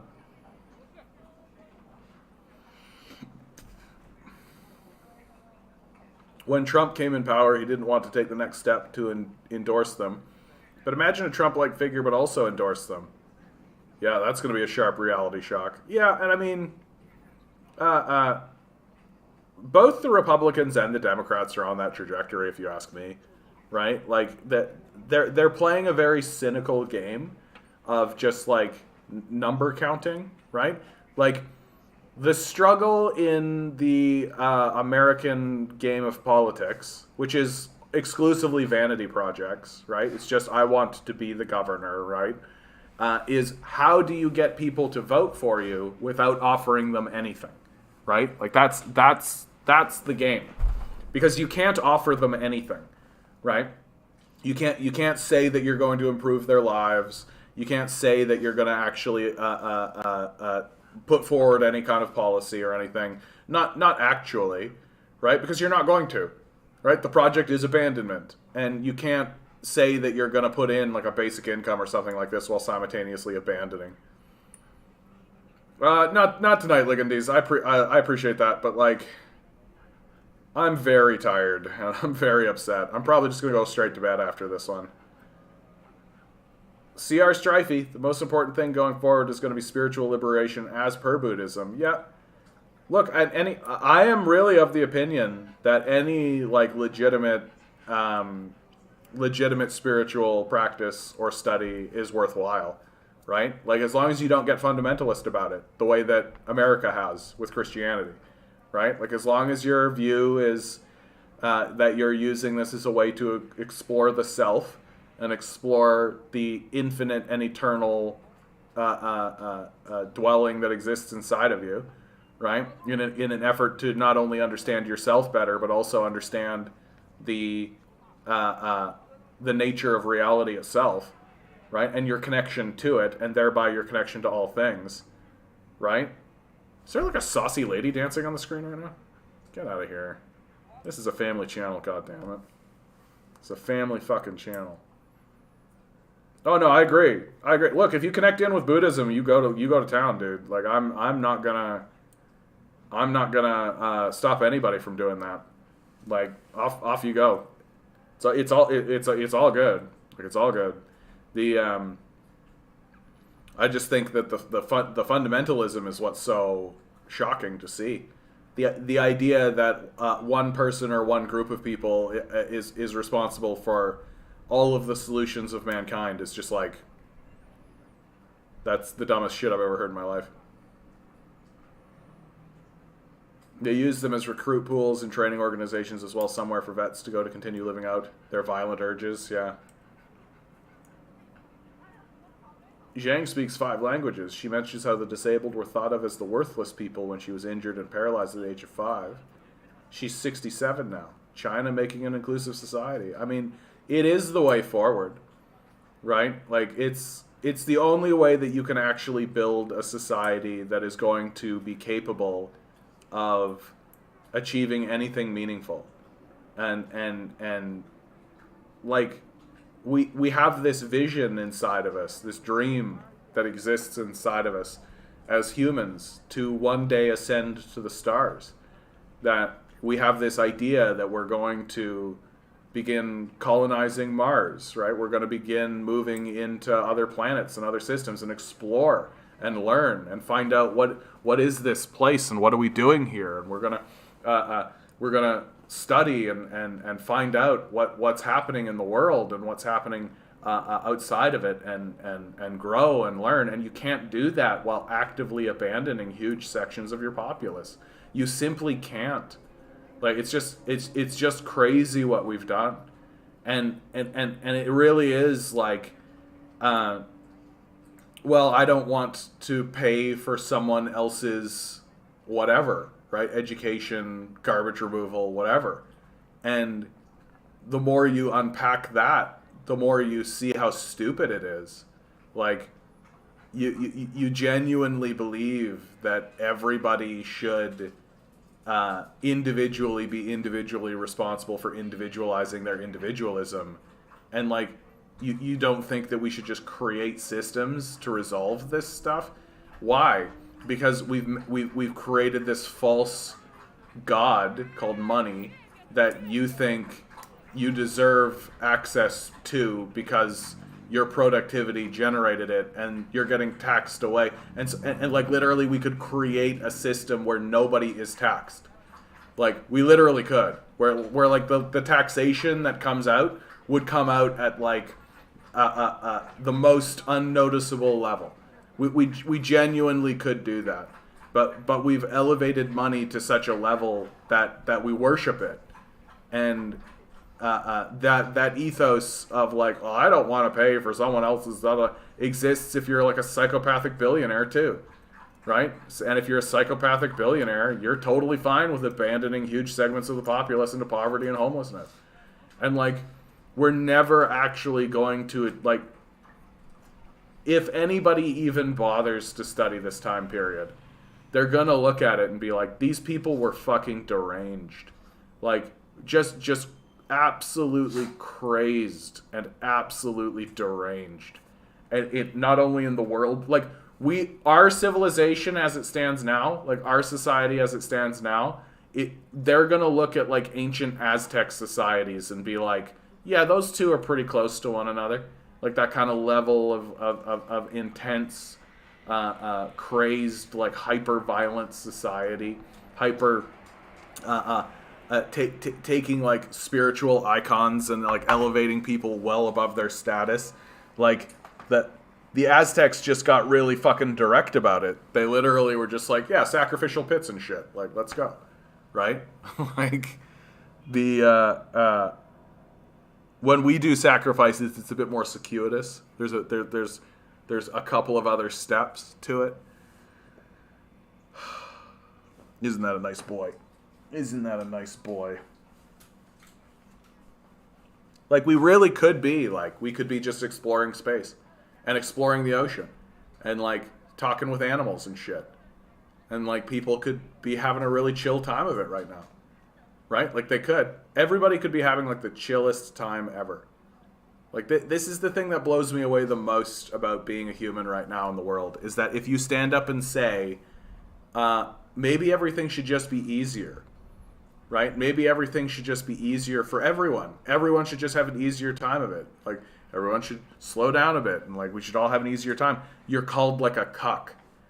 You're called lazy, and, like, like it's good that people are working 80-hour work weeks or something. Like, we're so fucking brain rotted that we genuinely think, like, working to exhaustion and death while receiving a wage that doesn't pay the rent is somehow a moral good.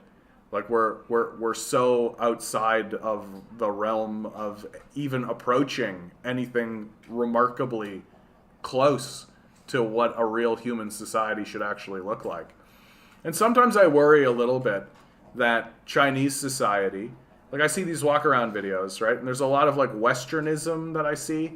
And sometimes I worry that a lot of that is just performative, that there is a lot of, like, we need our cities to look this way because this is what Western cities look like. And if we're going to be an adult city, we've got to compete with the Westerners. And so this is what the Westerners do. And, and then, like, in 100 years or in 200 years, the Chinese are going to turn around and be like, what the fuck? What were we doing with any of this? This is stupid. right? And everybody's just going to recognize and realize, oh, Western civilization was based on slavery and colonization. Yeah, that's true. Not as many steps as you would think. The U.S. just sacrificed 1 million of its citizens on the altar of the free market in the last 2 years. That's true. COVID, like, those people were sacrificed, for sure. Like, for fucking sure. Look at this place, man. This is fucking cool. This like walkway they got going on here. I do think I gotta tell you guys, man. I think that if I'm walking around in an area and there's like big blaring screens like this, I think that's gaudy as shit. Like, this is what I'm talking about when I'm talking about like our dumb baby brains. I'm just like, get these fucking screens out of here. Like, what are you doing? This could be literally anything else. Like, it could be something nice, right? It could be something like it could literally just be plants. It could just be gardens and shit. Like, it could be a painting, right? It could be something that changes on the regular or something.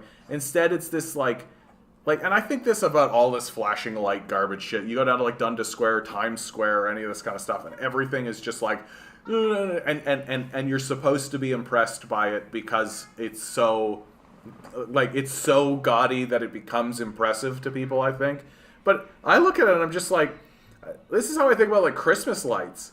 People put up Christmas lights and I'm like, oh, I didn't realize we were fucking 3-year-olds today. Like, it's just like, it's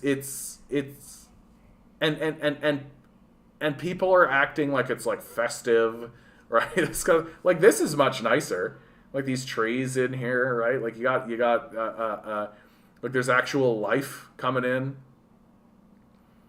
80 hours a week, still can't pay the bills. When your side chick is a third job, yeah. I look at photos and videos taken in the USSR. I still marvel at how ad-free it all was, yeah.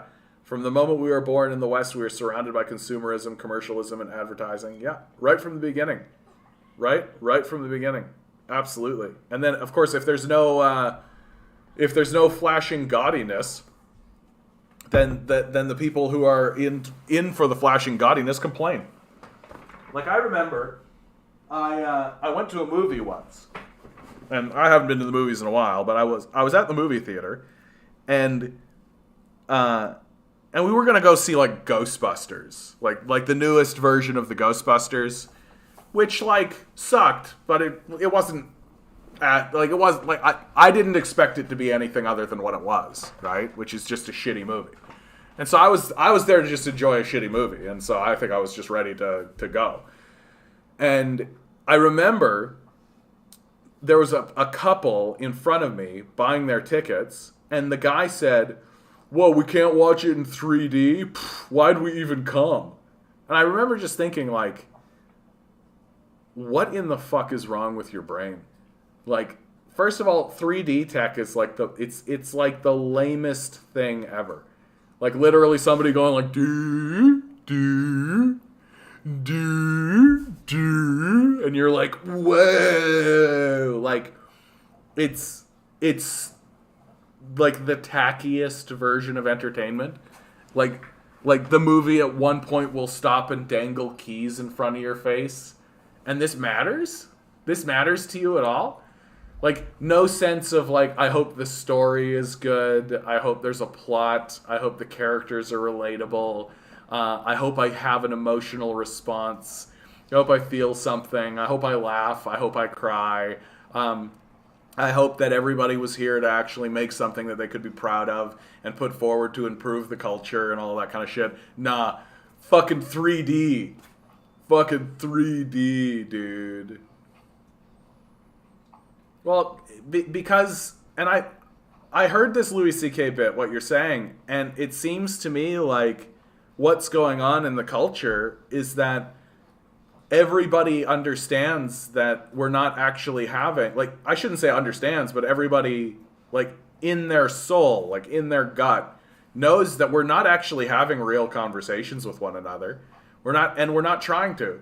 Like, we're not allowing artists to actually do art. We're not allowing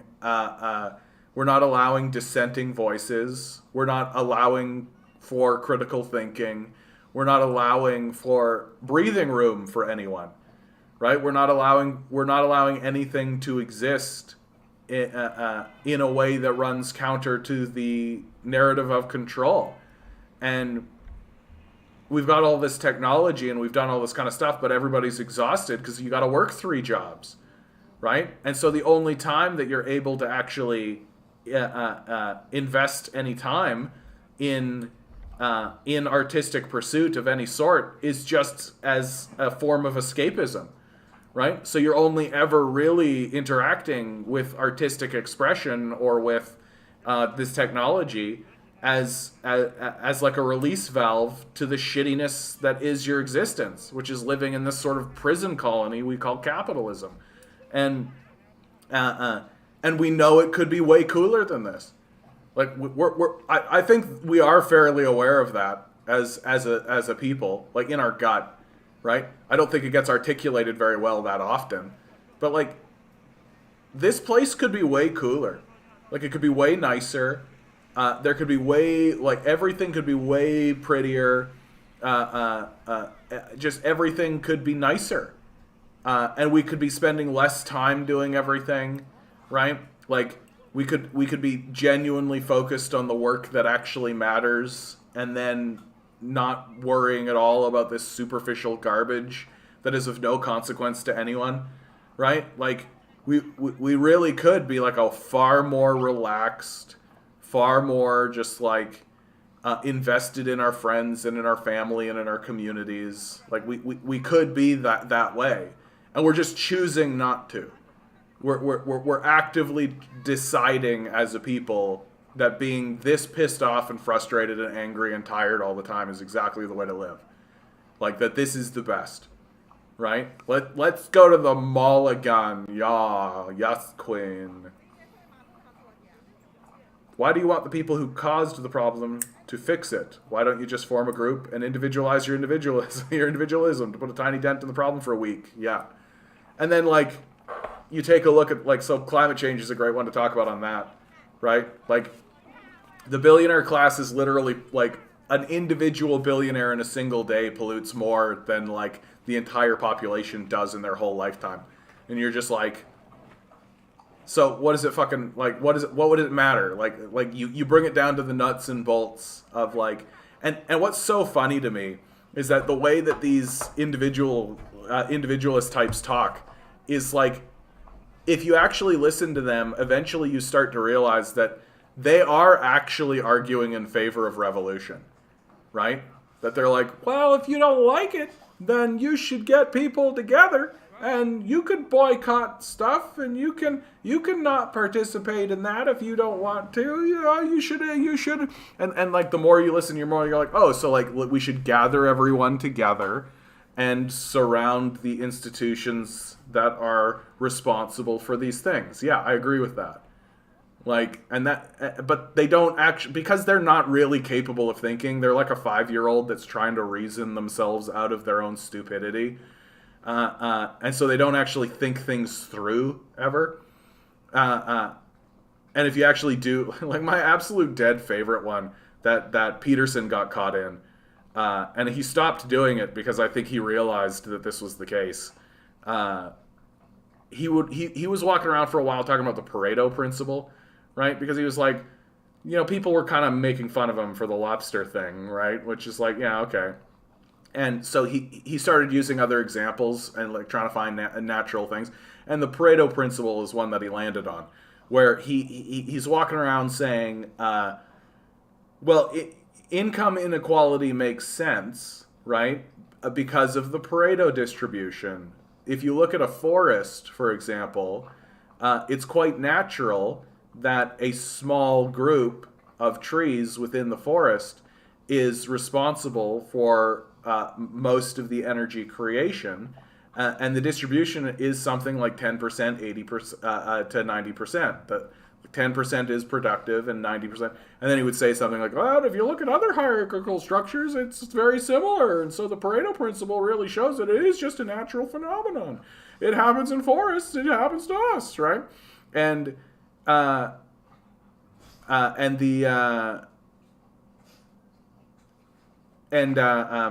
And then I listened to this argument and I literally just said out loud, and I just started saying to the Peterson boys, like the guys that I would encounter who were just like all about Peterson. I just started saying, because they bring that Pareto principle shit in, and I'd be like, hey, what happens in a fire? What happened? I ruined it. I gave the punchline away. What happens in a forest? Right? If you just let the Pareto principle rule and you let a forest happen, like what happens in a forest? Oh, is it a fucking wildfire? Yeah, it's a fucking wildfire, right? Like if you just let a forest go and you just let it be a forest, well, eventually they burn down. And then they start anew. Right? That's the natural cycle of a forest. Are you suggesting that our society needs to burn down? Because there's people around who are saying that that's the case. Right? That shut those guys up pretty quick. But it really shows you that like these guys don't think their shit through at all. That they're just kind of talking, you know? Like someone like Shapiro, right? Like fucking Ben Shapiro's the dumbest person who is around. Like I don't think there is anybody actually dumber than Ben Shapiro. The man genuinely believes that there's a magic book we need to listen to. Like that he has outright said in arguments to people that he thinks that the world needs to adhere to a fucking magic book. Like you cannot be dumber than that. Right? There is no such thing as being dumber than this. And this guy is just like talking. That's all. He's just talking. Right? Just talk as fast as you possibly can. Don't actually let people think about what you're talking about. You just talk as fast as you can. You say nothing of importance whatsoever. You know, the thing about that's really interesting, that if you actually take a look at slavery, you know, the slaves had a lot to do with that. You know, when you really think about it, you know, they didn't want to be captured as slaves. They could have just walked around and done another thing. And another thing about that is that if they wanted to, you know, no longer be slaves, there were lots of people in the slave society who were actually moving up in the slave society, right? There were people who lived inside of the houses and they lived inside of the kind of stuff, and they were doing really well for themselves, and they were trying to turn around and make life better for the slaves. So really, the problem was that the slaves weren't working harder, you know? Like, that's fucking Ben Shapiro. He just talks. And if you don't actually, like, parse what he says, you can buy into that dumb bullshit. Because this is, like, how he is. You said something here, Harry. Harry, while I was talking, I looked down at your comment, and it was just, you're not a real artist. And I was just like, Harry, Harold K., how? And then I saw that you were saying other stuff, and I thought, this probably connects. But just for like a glinting moment, I was like, oh, Harry. What I hate is when people try to look down on artists who aren't monetizing their art. Yeah, I've played music for decades and write songs. You often get people throwing shade because you're not selling it. Yeah, that like the commodification of our art is... And that's what I find, like, I play music and write songs and stuff, and I don't really want to commodify it. I don't really want to. I'm not actually interested in, like, putting together an album to sell or anything like that. Like, I want to play music for people, and I want people to hear the stuff that I make. But, like, the commodification of it makes... And I actually, in many ways, feel that way about this channel. That, like, if it was up to me, like, if my shelter was taken care of, if my food was taken care of, I'd just do this. And I wouldn't talk about money. I would never bring it up, right? Because it makes... It shifts...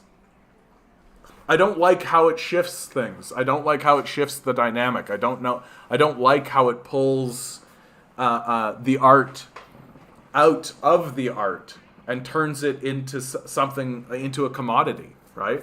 Bill Watterson actually is like a legend in the comic book industry because of his stance on merchandising, right? That when it came time for him to sell the merchandising rights so that they could make like Hobbes dolls and stuff like this. If you don't know who Bill Watterson is, Calvin and Hobbes. And he refused. He refused to do it. And he had a very clearly stated, like, artistic objective. He said outright that, like, merchandising this denigrates the art that I've created. Like, my life's work is Calvin and Hobbes. It's this art that I've created. And if I turn around and merchandise it... So, take, for example, a Hobbes doll. right? You have a little tiger doll. Well, the mystery of Hobbes has always been the question of what is Hobbes, right? Is he just a doll that Calvin is imprinting his imagination upon? Or is he actually a being of a sort, right? And that kind of artistic contemplation on the essence of what Hobbes is really opens up much larger questions about, well, what is imagination? What like, is Hobbes, like, does Hobbes exist? Is Hobbes real? Right? And if suddenly there were Hobbes dolls going around, it answers the question. No, Hobbes was always a doll. And the journey that Calvin had with Hobbes, you can simply dismiss as childish fantasy. Whereas Bill Watterson, I think, sees, and I don't want to put words in his mouth because I view him as a true artist, a true American artist. But my perception of it is that he views Hobbes as a life form in and of itself. That perhaps you do think that he's merely a part of Calvin's imagination, to which I think Watterson would say, so what? That doesn't make him any less alive. It doesn't mean that he doesn't have a personality and opinion. Doesn't mean that he wasn't meaningful and impactful, not only to Calvin, but to you, the reader. And how dare you attempt to dismiss him for money?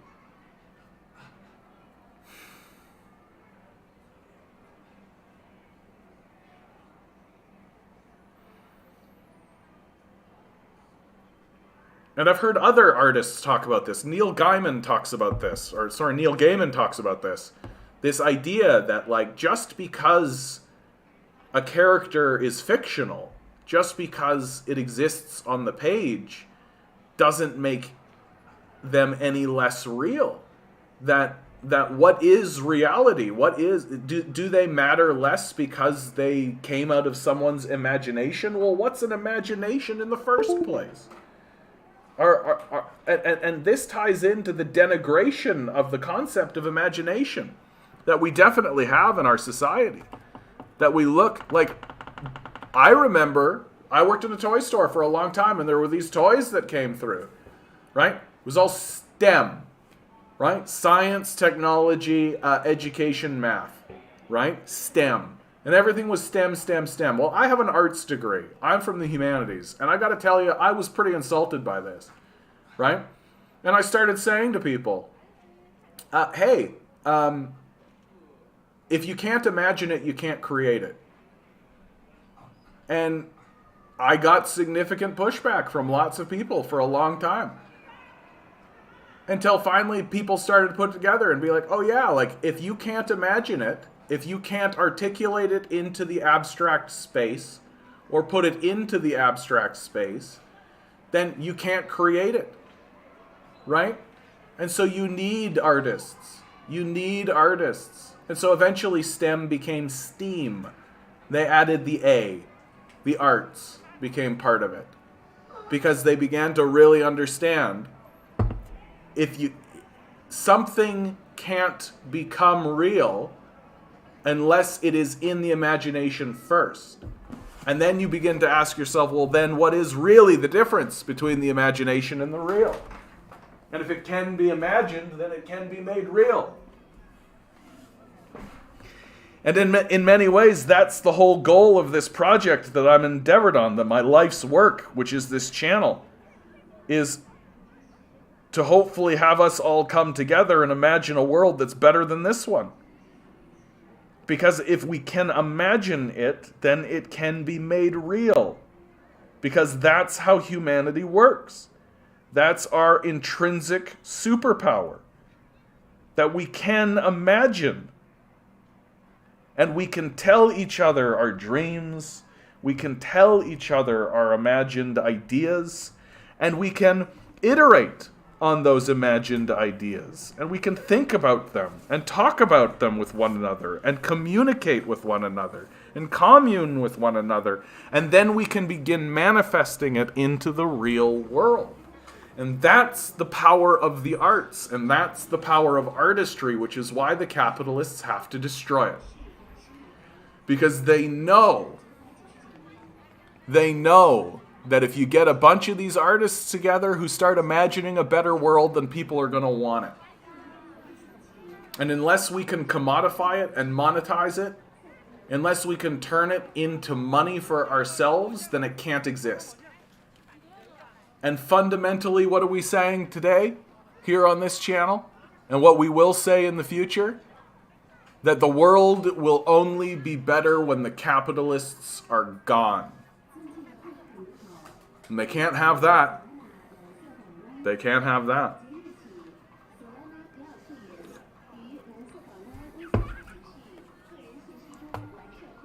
Yep, the best definition of the human species I've heard is the storytelling ape. Yeah. It's literally the only superpower we have.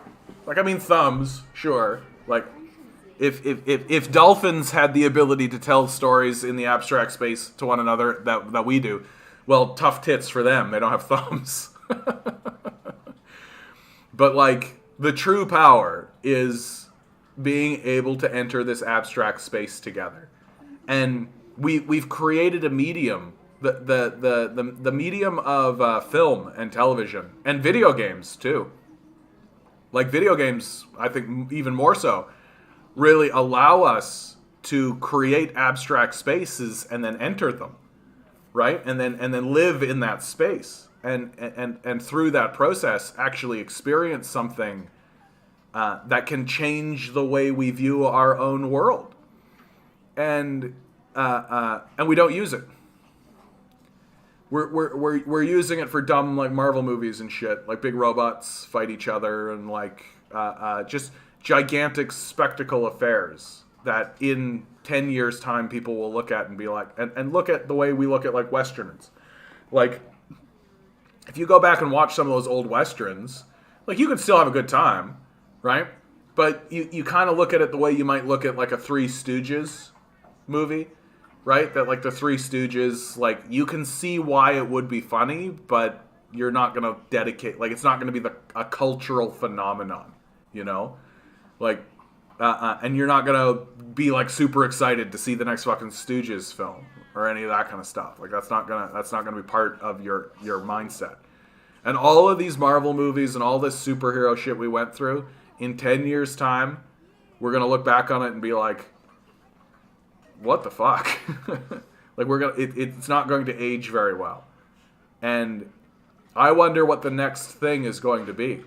Because we could very well enter an era of deep exploration through the medium of film. Like, imagine someone who is attempting to articulate their own internal journey and their own intense, extravagant shifting of their own self through the medium of film.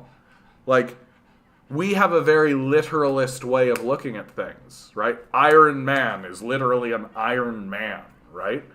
But there is so much by way of abstraction, and there's so much strangeness, and you're actually seeing a lot of that in this walkabout video especially, right? There's so much strangeness and so much oddity that could be put forward. The world could be so much more colorful and so much more interesting, right? And you see a lot of that in video games, where you exist in a space that is simultaneously strange and yet familiar. And so it's like a dream that you're walking through, right? And everything is the same but different. And okay, Milo, I know. You don't have any more peanut butter. Well, too bad. You're out of peanut butter, buddy. I know. No more peanut butter, buddy. And we could, and I feel like film especially, I actually feel like what we're really truly due for is a true Dadaist experience. That our culture is going to go through something that I think we can only describe as Dadaist. That Gen Z is already doing it. And they're just doing it by force of nature. And if you don't know what Dadaism is, it's there was a period of time in Europe post-World War I where the expression was, any culture that results in a world war like this is not a culture worth keeping. And they not only began to question everything, they began to actively mock it and cajole it. Okay, Milo, dude, I know you're out of peanut butter, bro. What are you going to do about it? Nothing, because you're out of it, right? It's over, bud. Oh my god. He's not actually out of peanut butter. He has like the littlest, tiniest scrap of peanut butter right here. Can you believe it? Right? This is what I'm talking about. Milo believed in his heart that he was going to get more peanut butter. He imagined it. He entered the abstract space. And it manifested into reality. Isn't that right, Milo? Isn't that right? Milo the dreamer.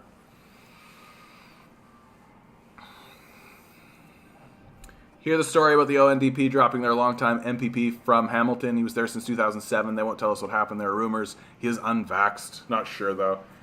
Are you kidding me? Like, you're dropping people because they're unvaxxed? I'm just like, are we still talking about that?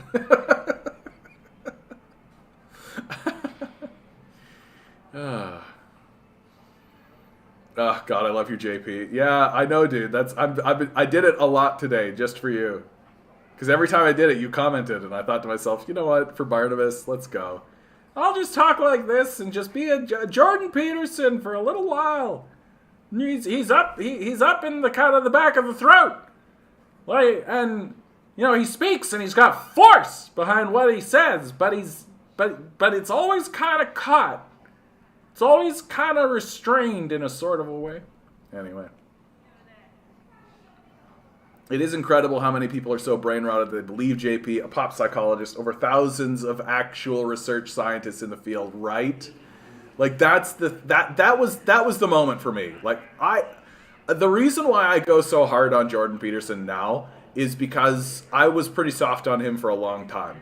Because I kind of looked at him as a guy who was exploring the space and trying to figure something out, and I didn't really mind that he was. Like, I'm a rural Manitoba guy, and he's a rural Manitoba guy, and I really understood his position and worldview in a lot of ways, and so I fundamentally, like, a book like 12 Rules for Life, like, what is he actually trying to do?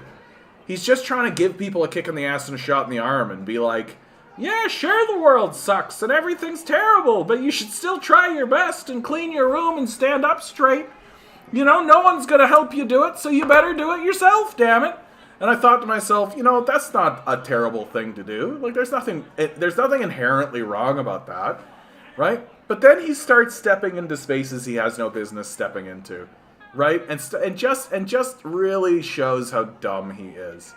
Like, and dumb is the word, right? Like, he doesn't actually know anything about communism. And his debate against Zizek was just like, it was an embarrassment for him. Like, he embarrassed himself then. Like, in a pretty big way. And Zizek went pretty soft on him, frankly. Like, pretty soft on him. And, but then it was this most recent, and even then I was still kind of soft on him, because I was like, yeah, he's just a product of his generation. Of course he doesn't know anything about communism, right? Like, but, and in many ways he leads me to communism. And so I'm just like, oh, okay, like, I can't be so upset about that and all that. And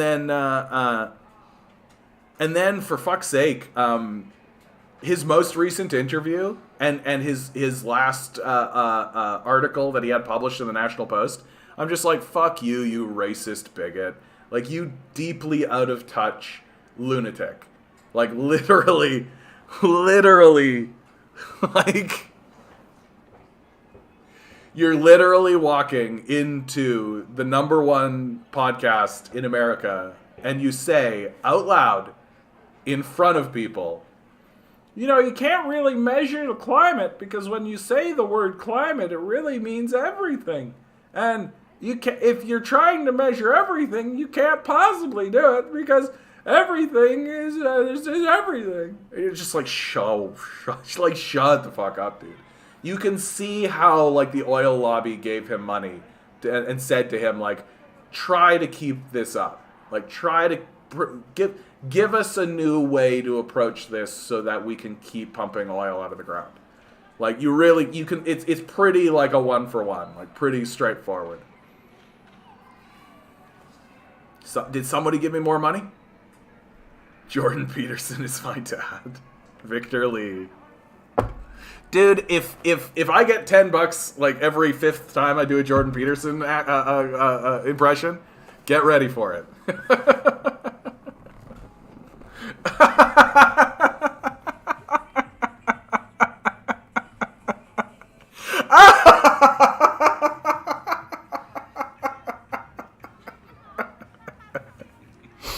Dude, wouldn't that be fucking hilarious?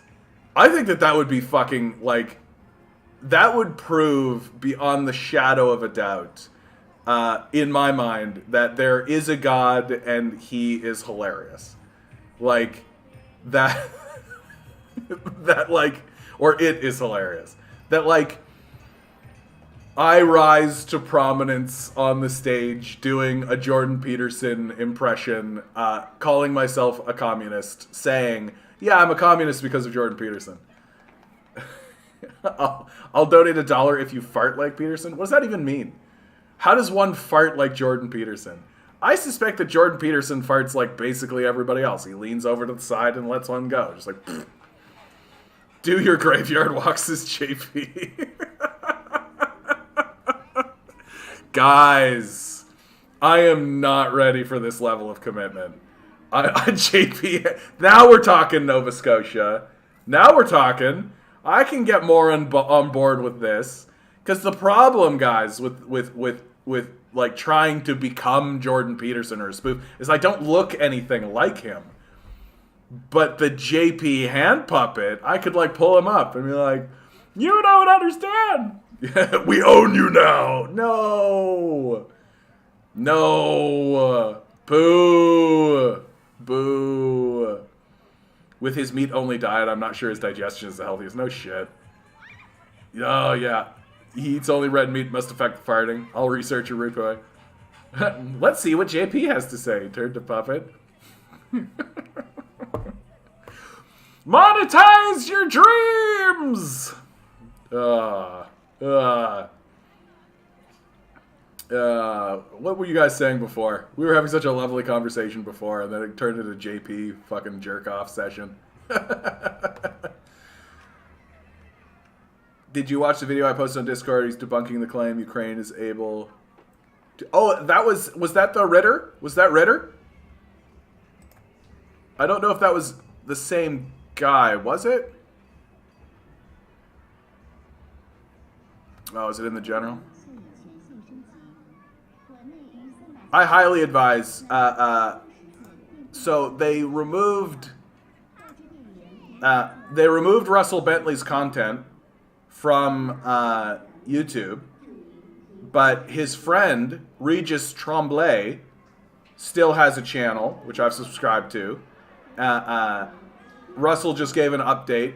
He's convinced that the Ukrainians are on their last gasp, and Regis Tremblay has an interview with Scott Ritter, who's I believe a former Marine and a UN weapons inspector, and his take on it is very much that the Ukrainians are on their last gasp, that that what's really hurt them is that they aren't, they're all disconnected from one another. That the Russians basically have them all surrounded and disconnected from one another. And that's allowing the Russians... and I really suggest giving this one a listen, by the way. If you really want an interesting perspective, Scott Ritter, really highly detailed analysis. Like, I didn't realize, like, and it shows you how good our media is. So... the Russians are at a 1-to-3 disadvantage in terms of manpower, right? That usually when you attack a place, and this is what Scott Ritter says, when you attack a place, you want to have a 3-to-1 advantage. Well, the Russians are at a 1-to-3 disadvantage going into Ukraine. And the thing that's making up for it is just their technological superiority, that they knocked out all of these communication towers, and they knocked out the ability of these people to actually communicate and organize with one another. And their strategy is essentially like, look, if you're cut from supply lines, you eventually run out of ammunition. You eventually run out of stuff. Like, you run out of it all. And that's essentially the strategy, and it's working. So it looks. I advise, if you want more good information on this, this is a great one to find. This. Here, I'll even put it in the chat. Regis Tremblay, and also Regis Tremblay gives you good stuff from Russell Bentley, who, if you don't know who Russell Bentley is, in 2014-15, he moved to Donetsk, the Donbass region, in order to, quote, kill Nazis. Can't be mad at that, right? Can't be mad at that. I mean, unless you're one of these fucking liberals. Yeah, and Ritter basically says, like, he debunks this claim that Ukraine is able to stall the Russian forces. Well, that's not what's going on, right? That the Russians are moving in such a way so as not to destroy everything, right? And they're doing it actively. They're actively working to not destroy everything. And, of course, the Ukrainian media and the Western media is like, look at this one building they blew up. They're destroying everything. And it's like, no, bud. Like, they could be carpet bombing this place. Like, they really could be leveling this thing. One of the things I really hate that I see circulate all the time is people saying that they'll use... Putin had said a quote several years back, I could take Ukraine over in a week if I wanted. Right? That's basically the quote. And now, of course, he's like, 3-4 weeks in and hasn't taken it over. And everybody's going like, Putin thought he could take it over in a week. It's like, no, bro. If Russia wanted to take over Ukraine in a week, it would, right? It would just take over steaming piles of rubble that it created, right? Like, that's what it would look like. They don't want to take it over in a week. They want to take it over when it's taken over. It's like another. I have do I actually have this article up, or did I get rid of it? Inflation, yeah. Oh, here's an article actually that I do want to read. This is from CGTN, and I want to give you a sense of what the commentary looks like in China. So I'm gonna scroll down here and finish up. My aunts say I'm going to be going into the art is pointless because it was a nickname as artsy fartsy. Yeah, like, so what? It's unbelievable. When did STEM become STEAM? I just Googled it. It's real. I remember STEM being a major thing, at least. Yeah. Not last year. It was just rolling into the toy store I was working in right before COVID hit. So pretty recently. Because it's an acknowledgement that, like, yeah, like, if you can't imagine it, you can't make it. Right? And if you don't train people with imagination, then you don't get it.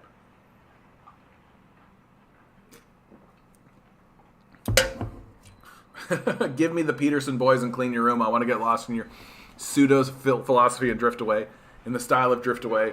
Look, if Peterson had just remained as this guy, like, cheerleading for incels, nobody would give a shit. It's that he keeps trying to pretend like he's an expert in this shit that he is like literally illiterate. Jordan Peterson cooking show. David Bouchard, what's up? Apparently, a Jordan Peterson impression is what the people want. It's you got to give the people what they want. A box, a sentient box. The difference between real and not is imagination, and not limited by the material world. That's exactly what a box would say. Only good thing about Peterson is his Soviet propaganda art poster collection. Yeah, isn't that weird? That's weird. Like, the guy is like anti-Soviet and anti-communist, and yet he's got this like Soviet propaganda art poster collection. It's very weird. Oh, yeah, then we got the JP thing. Yeah, Regis, that's a typical Quebec boomer name. Pronounced Regis. Last I heard, they were saying they wanted to mount a big counteroffensive. We're trying to send additional troops and equipment into the Donbass cauldron. Sounds like the Ukraine leadership are just plain delusional at the moment. Well, the problem that they're faced with, okay, like here, and it is a legitimate problem, I think, which is, like, I think that the NATO people want to declare, want to surrender. I think that they want to see an end to this. I think that this is blowing back on them in pretty significant ways, right? I think it's revealing a lot of weakness on the American side. We're getting a lot of narratives coming out of Western sources saying that America did not expect Russia to actually invade. Like, that Russia's invasion really caught America with its pants down. It really thought that Putin was going to let them keep doing what they were doing. Like, really. That's the kind of arrogant hubris we're talking about here. That when Putin invaded, it really, like, blew up a lot of their suppositions and a lot of their own personal worldview about what was happening, and it's created this, like, really emotional quagmire for lots and lots of people, and now people are talking about, like, well, we don't live in a unipolar world anymore. We live in a multipolar world. And if you're an American analyst who believed that Putin was not going to invade, suddenly you're like, what the fuck? What the multipolar world? What the fuck? Right? So they're just, like, completely, like, smashed apart. And it's revealing big flaws and gaps in American foreign policy. Where, like, literally Joe Biden is turning to places like Venezuela and being like, hey man, can we maybe talk about getting your oil, man? How about that, right? Come on, man, come on, Jack. And I think the Americans want this conflict to end, right? The problem, if you ask me, is that Ukraine literally can't declare a surrender. And they can't declare a surrender because the fighting forces that are actually fighting are Nazis who weren't listening to them in the first place, right? And so they can't surrender. They can't say we surrender, because then what do you say when the fight keeps happening? What do you say, right? Well, you're going to reveal the complete weakness of the American imperial machine, that they can't even get a handful of fucking Nazis to listen to them, right? And you don't want that narrative to start unraveling. You don't want to suddenly have to come up with some kind of explanation as to why people are still fighting after a surrender and a ceasefire was declared, right? So they really are looking at a situation where they're trying to find a way to keep dragging the public along with this idea while the Russians basically just kill these Nazis, right? And the Nazis know, like, the Nazis know it's a fight to the death, right? Either they die in battle or they're captured and they die after a trial. Like, that's really where they're at. And so, like, Zelensky can't sue for peace. Why? Because the Nazis aren't going to listen to him. NATO can't say it's over, right? Like, declare a whole thing. Why? Because the Nazis aren't going to listen to him, right? That the only way this war ends is after the Russians kill the Nazis.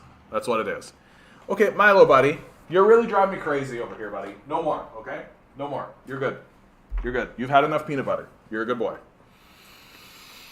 I know, sometimes you gotta be the adult in the room, goddammit. So it's not that the Ukrainian leadership are delusional, it's just that they're scrambling to try to find narratives and find ways to keep the public into this idea that there is a war effort that's going on, so that when Putin finally kills these Nazis, they can go, okay, it's a surrender. We surrendered. We did it. We capitulated. Right? Canada could take Ukraine and Russia in a week in curling. That's right. Don't fuck with our ability to slide rocks over ice. Again, maybe too cynical, but I think Peterson knows what he is doing. I mean, that is the great debate, isn't it, Box? Like, that's the big question. To what degree is Peterson aware that he is being a shyster? When he showed up on Joe Rogan's podcast wearing that bow tie, it tipped me in the direction, right? It tipped me in the direction where I'm a bit like, bow tie, buddy? Like, you're trying to be a fucking, like, Bill Nye the Science Guy up in this bitch, right? Like, okay, buddy. You want to come up? No? Well, okay. Well, then stop whining at me, man. All right, I want to read this because it's an interesting article that comes out of CGTN. From Jinping, the dirty hand feeding the Azov battalion will be stained. Editor's note, the author is a commentator on international affairs, writing regularly for Global Times, China Daily, CGTN, etc. The article reflects the author's opinions, not necessarily the views of CGTN. They still let him publish it. Just a few weeks ago, or just a week ago in Europe, up to 200 people, mostly women and children, were buried under the ruins of a collapsed building. The detonator was an explicitly fascist paramilitary group that organized neo-Nazi ideology. It is not the first time that the notorious group wreaked havoc. In 2014, 3 mass graves were found in Donetsk of eastern Ukraine. From 2015 to 2016, the Office of the UN High Commissioner for Human Rights concluded in its report that some detainees by the neo-Nazi group were tortured and denied access to medical treatments for their injuries. If the perpetrator were either ISIS or Al-Qaeda, the US would spearhead worldwide condemnation or even launch military operations or flat-out wars, as it did many times in the past. But Azov Battalion, headquartered in Ukraine, has evaded such a downfall. What makes the Azov Battalion different? It could be it's formidably rooted in the Nazi ideology. Azov's original commander, Andrea Biletsky, stated that he saw Ukraine's mission as to lead the white races of the world in a final crusade against Semite-led subhumans. A spokesperson for the regiment in 2015 said that 10 to 20% of Azov's recruits were Nazis. Nazi symbols such as the swastika and the SS regalia are rife on the uniforms and bodies of Azov members. It could be the group's global reach and recruitment as well as evil-doing worldwide. In 2019, the main culprit for the Christchurch mass shooting in New Zealand was caught wearing Azov symbols and publicly stated that he had traveled to Ukraine. In the same year, core members of the regiment flocked to Hong Kong, where they set up new outposts in the network of right-wing, violent, and subversive forces, shared tactics and plans of action, and posted their activities online in a high-profile manner. Most decisively, it could be Azov's political value for the U.S. to suppress its rivals and keep its hegemony unchallenged. In the case of the Ukraine crisis, the U.S. can leverage the group's brutality and lack of scruples to seek geopolitical interests and destabilize governments it dislikes. Based on public information, generous support from the U.S. was doled out to the group, including finance, weapons, and training. According to The Hill, from 2015 to 2017, U.S. House-passed spending bills had included a ban on U.S. aid to Ukraine going to the Azov Battalion, but the provision was stripped out before final passage each year. Observers reportedly saw American weapons in Ukraine flowing directly to the extremists of Azov. In December 2017, Richard Vandiver of American weapon manufacturer Airtronic confessed that its sales of lethal weapons to Ukraine were constructed in very close coordination with the U.S. State Department, Pentagon, and Embassy in Ukraine. Weeks later, the Atlantic Council's Digital Forensic Research Lab confirmed in a January 2018 report that Azov Battalion was a recipient of the weaponry transfer. Also, the U.S. military provided operational training to Azov members. One of the Azov members, Sergeant Ivan Kharkov, revealed to American reporters that U.S. trainers and volunteers have been working closely with his battalion. Some Azov fighters wrote on their social media accounts that they missed the time spent with U.S. counterparts in training.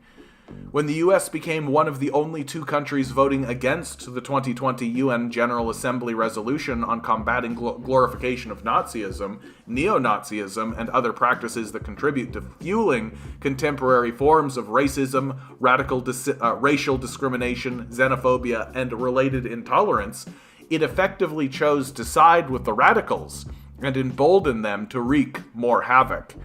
That was the typical American way of double standards and hypocrisy in differentiating the good and the evil.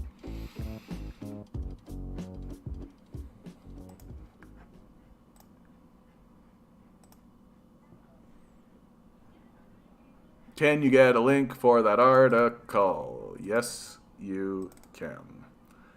So pretty forceful. Right? Pretty forceful coming out of CGTN. And really, I think that this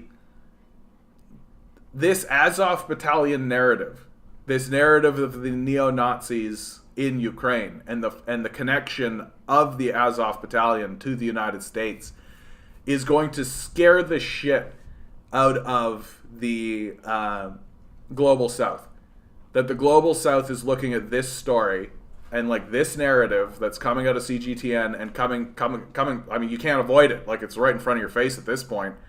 And I think it's making them look at each other being like, we really want to hook our wagon to America's star. We're really keen on that. Like, this is, we think that we should each individually negotiate with America on an individual basis.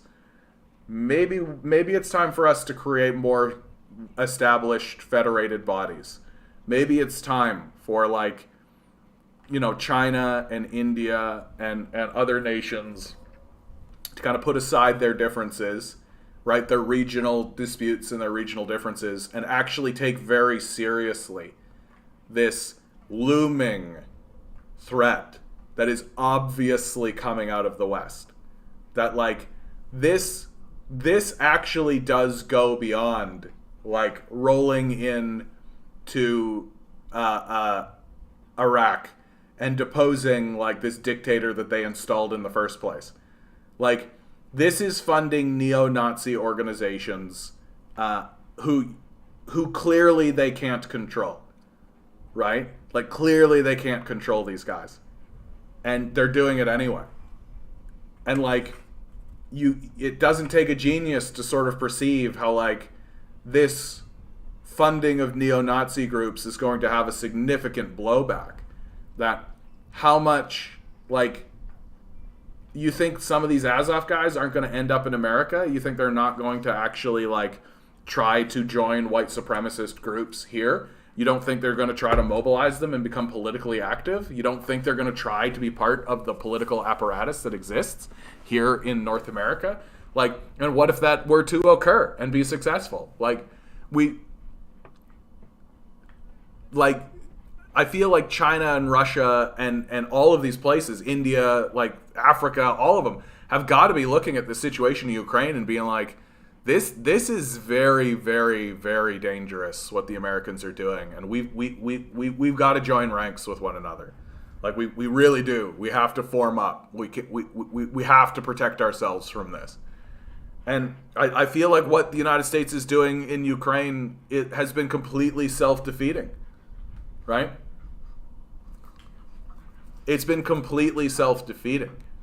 Like, they've literally chased, like, they had everybody kind of off in their own corner, negotiating with them on a one-to-one basis, and now it's chasing them all together and, like, basically making them unionize and create, like, larger federated agreements.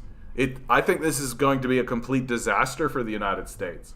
Like, not just like a misstep, not just like a downturn that they need to pull back up on or something like this. I think it's going to be a full-scale disaster for them. Like, no one is going to talk to these guys. Like, everyone is going to be like, okay, America, whatever you say, haha, leave us the fuck alone. Right? I really do think it's going to go down that way. And America is just going to go into this incredible decline. because the rest of the world is just gonna not talk to it. Like literally just be like, okay, buddy, like whatever you say. This is how never happens again. Yeah, exactly. And you're seeing content. I know the video you're talking about here. It's this one here. This one gets a bit more militant than I think. 关系上不封 I'll play it 顶， anyway. 竟然有人私信骂我说你就是个你竟然支持俄罗斯，为俄罗斯叫好，你应该同情乌克兰，反对战争。我真是纳闷了，天下苦美国久矣，现在俄罗斯出来一边暴揍美国的小弟，一边大嘴巴子扇美国的脸，我还不能叫一声好了？现在连傻子都知道，中俄是背靠背的朋友，是唇亡齿寒的战略伙伴。一旦俄罗斯发生政变或者被美国进一步肢解，中国将面临巨大挑战。你这个时候让我去同情乌克兰，你是何居心？每次中俄走近的时候，总有人要挑拨离间，说一些过去俄国对我们的不好。是，这些事儿的确发生过，但这个时候说这些，就好比你和俄罗斯此时被一群狼给围了，你们现在必须携手抗敌，相互信任。但这时突然有人跟你说，别忘了，他们家祖上200年前抢了你一担米。朋友们，但凡我们有点智商，你会觉得在这个关键时刻说这话的人是为了你好吗？是为了帮你把那担米要回来吗？不，他只是想让你转身和俄罗斯干一架，然后你们俩都被狼吃掉。为什么大部分中国人都会支持俄罗斯，会共情普京？因为中国和俄罗斯有着同样的遭遇，我们共情的不是普京，而是我们自己的祖国。普京在前天的万字檄文演讲中说道，欧美不想把我们当成朋友和盟友，但为什么要把我们当敌人？答案只有一个，问题不在于我们的政治体制或其他原因，他们只是不想要俄罗斯这样一个独立的大国，这是所有问题的答案。而中国有着和俄罗斯完全一样的遭遇，这几十年我们做了多少妥协，受了多少委屈，可无论我们退让到什么地步，欧美还是对我们一次次绞杀，他们只是不想要中国这样一个独立自主的大国。谁都不想发动战争，谁都想要世界和平，但和平不是我们单方面努力就可以达到的。是谁让乌克兰走到今天这个地步？美国。有美国的存在，世界就不可能和平。未来的国际秩序一定不会再是美国的海盗文化，不是丛林世界，不是强取豪夺，而是我们中国一直坚持的人类命运共同体。中国说到，一定会做到。That's such a cool thing to say. The Chinese always pay their debts. It's like the Lannisters, though. You know? That doesn't play very well in the West, where we got, like, Game of Thrones brain, where we're just like, a Lannister always pays his debts. Oh shit, okay. But, like, even if you don't necessarily agree with everything that gentleman just said, like, you have to acknowledge that, like, for the rest of the world, this situation that's happening in Ukraine is fucking terrifying. Like, it really is showing the entire rest of the world that, as far as America is concerned, there aren't any rules. That really, if it wants to go and destroy places, if it wants to go in and fuck them up, it's going to, right? And like, the rest of the world has to begin, and it does. It has to begin regarding America and the United States as a psychopath. They have to, right? That the rest of the world can no longer live in this kind of pretend, like, well, maybe it was an oopsie-doo. Like, maybe, they're just like, literally the United States is funding Nazi groups in Ukraine to kill Russians. And there's no reason to do it. Like, this is the thing that's insane. There's literally no reason to do it, right?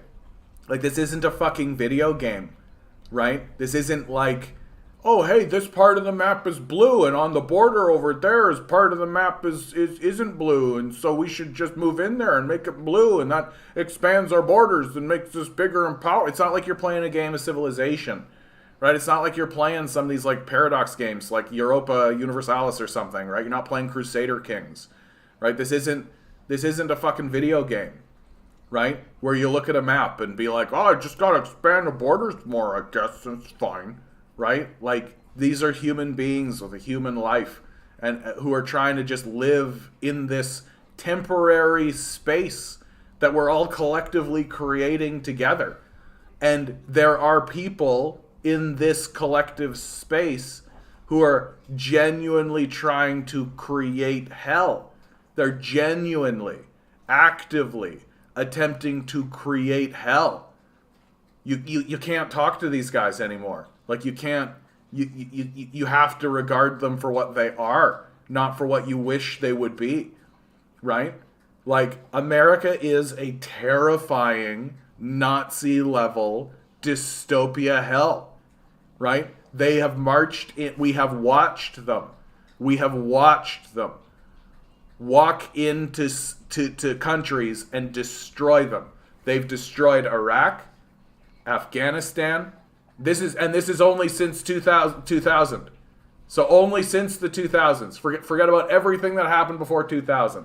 Since 2000, they have destroyed Iraq, Afghanistan. They have launched several attacks against Iranians. Syria, they have destroyed. They accused Syria of chemical gas attacks that were false, right? They destroyed Libya. They couped the government of Egypt. They've been maintaining a genocide in Gaza and in Yemen, while also having literal concentration camps on their own border, the Mexican-United States border, right? These people are terrifying, and this is how they should be regarded. They are not oafish. They are not oopsie doopsie. They're none of that. These are terrifying people who are actively, in bloodthirsty manners, screaming for an escalation to nuclear war. Literally, you can watch videos of the media actively confronting the State Department, Joe Biden's White House, for why they aren't escalating to nuclear war faster. We have to acknowledge what is in front of us. And if Russia, China, South America, Africa, the Middle East have a fucking brain in their head at all, they've got to work together to get out from underneath this demon that's trying to destroy them. Because that's what it is. That's all it is. And we can't treat it like anything else. But John, communism is way worse. Look at the Holodomor, the Great Leap Forward, Uyghur genocide. All the same leftists are supporting Putin, but going to it bad. Like,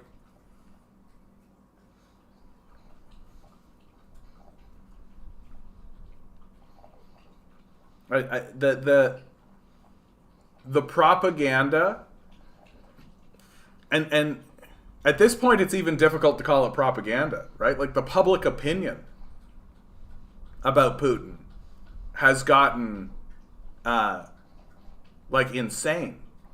Like, Putin had a speech recently where he said of the people, like the literal Nazis who were fleeing Russia while he's going through this process, he said something along the lines of like, yeah, this is a self-cleansing of our society.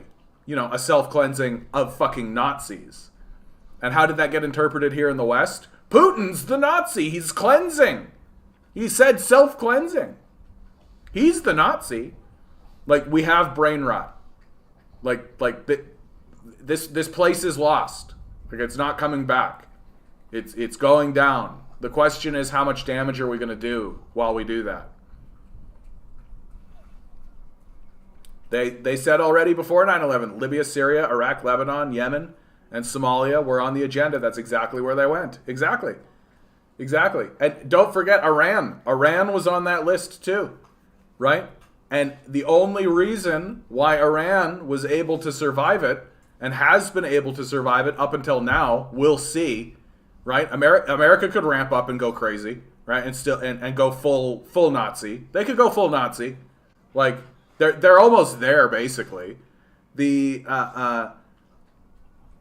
only reason they weren't able to get into Iran is because Iran buddied up to China and Russia. That they created that, axis of evil, as it's called, right? And so America wasn't able to really put together a large enough military front to actually get into Iran. And but boy, do they want to. Boy, do they want to. Like, these bloodthirsty maniacs are very interested in destroying Iran. Like, even under the Trump administration, they've been assassinating people, right? And the Trump administration, like, Trump ran on a platform of peace. Not peace, but he was walking around saying he wanted to get out of NATO, right? He was walking around saying, what are we doing in Ukraine? The Republicans that are electing someone like Donald Trump are doing it, saying that, like, they purged from their ranks the neocons, right? That's part of the reason Trump gets elected, is because he's the end result of this neocon purge. That there are lots of people in America who wish they weren't these bloodthirsty, psychopathic, crazed nightmare creatures going into the world and just blowing things up for their own amusement, it looks like, right? And they voted for Trump. But the Democrats, they're just as fucking bloodthirsty as they always were. Like, Obama expanded the wars from 2 wars to 7, right? Like, and Biden is not much different, or any different at all, really. Yeah, if Putin is so bad, why does he just clean up his own Nazi? Look at the Wagner Group and the Nazbol guy. Yeah, we found one Nazi in Russia. I keep getting told that, like, Putin's Russia is fascistic. And I'm like, is it? Like, how exactly? I mean, it's certainly all, like, there's certainly an oligarchy. Like, that's certainly true. Like, but I'm not looking at Nazis and shit. Like, what? I don't really get what you're talking about. And I haven't seen anybody show me anything that convinces me, like, I should be concerned about this on the same level as, like, the Nazis. You know what I mean? Like, I'm not trying to say that Russian society is perfect. I think that Putin is a chauvinist and a misogynist, for sure. Like, that, I don't think you can debate that. Just his interactions with Pussy Riot alone has shown that that's the case. But that doesn't make him a fucking Nazi. Okay, buddy.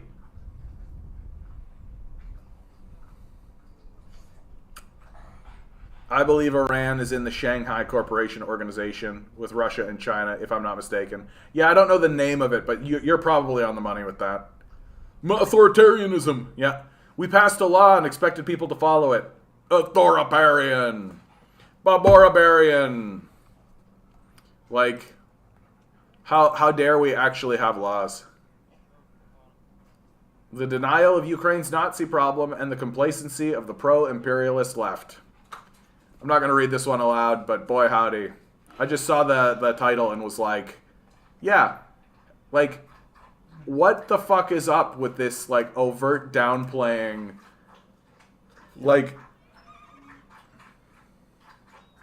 when I started to inform people about the fact that we were funding Nazis and that there were neo-Nazis in Ukraine, I was expecting a bit more of a, like, what response, you know? A bit more of, like, what? What? I'm outraged, right? That's sort of what I was actually expecting. But instead, I got essentially Nazi apologetics, is what I'll call it, right? Like, even if Putin has his own Nazi problem, right? Even if there are Nazis in Putin's regime, even if we're concerned about Nazism and fascism on Putin's side, well, we're not funding that. Right?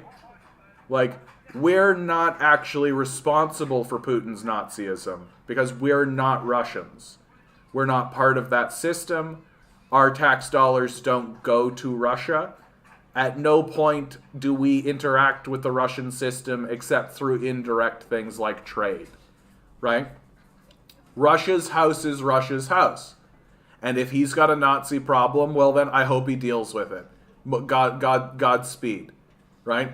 I hope you take care of those fucking Nazis. Right? I am concerned about the Nazis that we are funding. I am concerned about the Nazis that we are giving money to. I am concerned about why is it that we are emboldening Nazis, and why aren't we doing more to ensure that Nazism doesn't rise in our countries.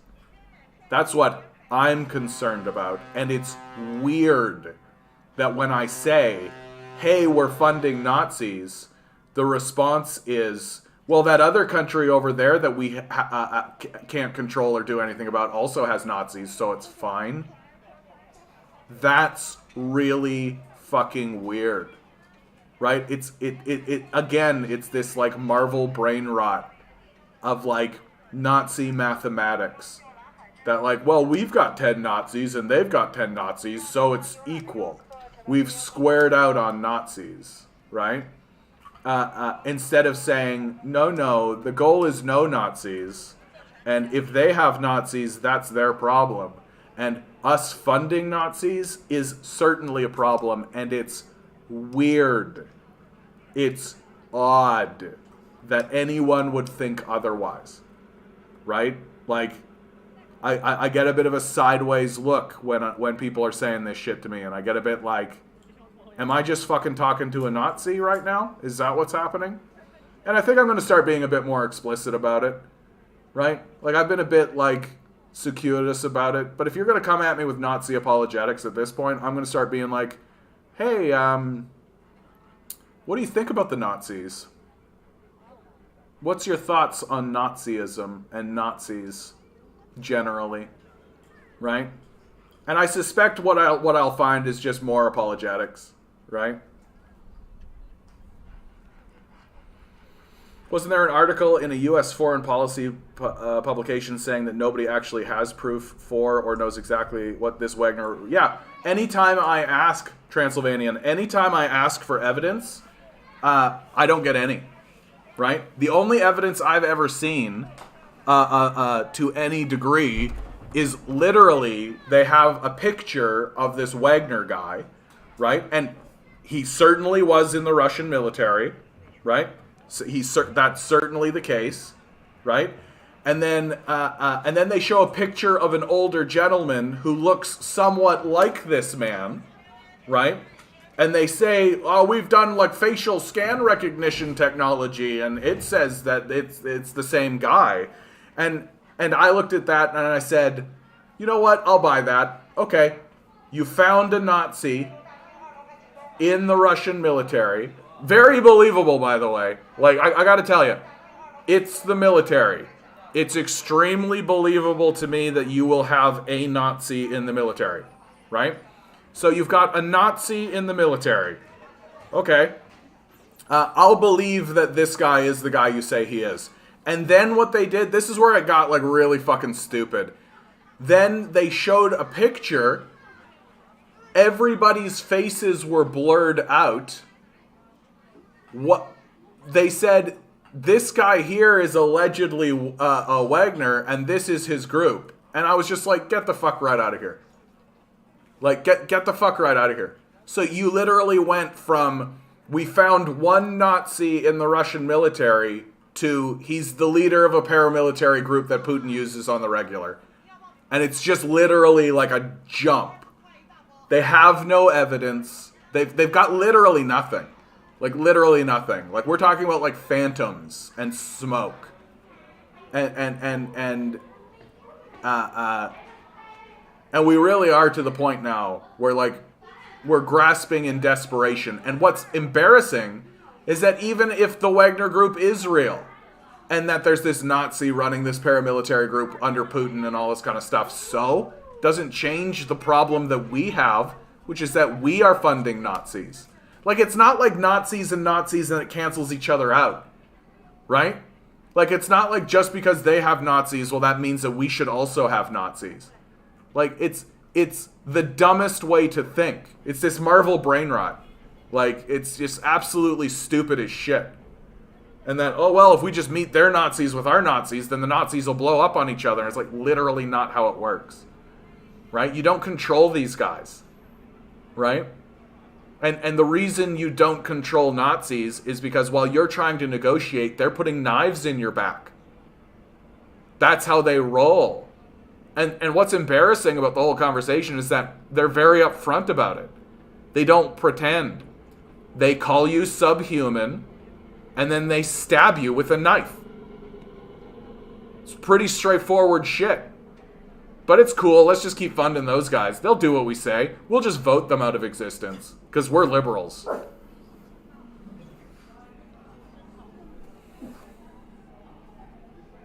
And remember, Zelensky can't be a Nazi collaborator because he's a Jew. Obama cured racism, you guys. But the president's black.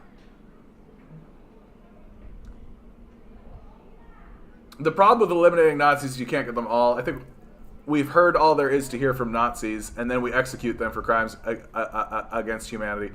No, it's true. Like, you can't... And people have accused me of being like, sounds like you're trying to launch like a war on terror, right? Like just a never-ending war on terror. And I'm like, look, there are lines, right? There are lines.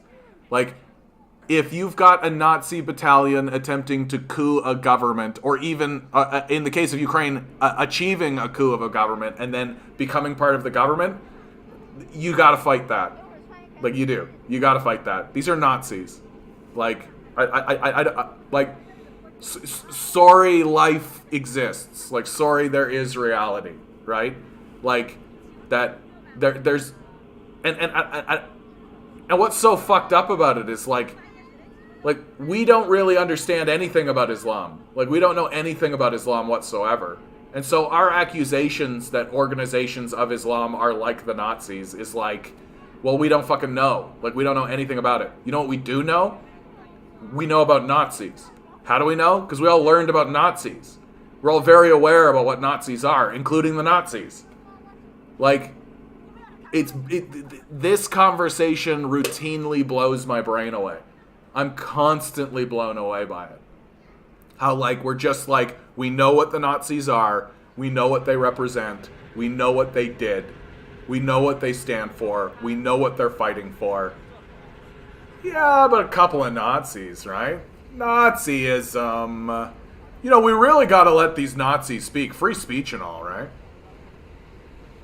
The issue isn't that there are Nazis, though that is an issue. The issue is that the Nazis have been incorporated into the national... I literally just said this, Mock. You champion. You're getting ahead of me. You God King. A guy blocked me when I refused to listen to his downplay of Nazi problem. I just called it Nazi apology. Yeah, and it is. Like, it straight up is. Like, it's time to start looking at these guys and be like, tell me what you think about the Nazis. Like, what's your opinion on the Nazis? And watch them really soft serve you on it. Oh, well, you know, the Nazis, it was just a time period when, you know, the Germans, you know, they really needed to express something. And, there were a lot of Jews in the banking system, you know.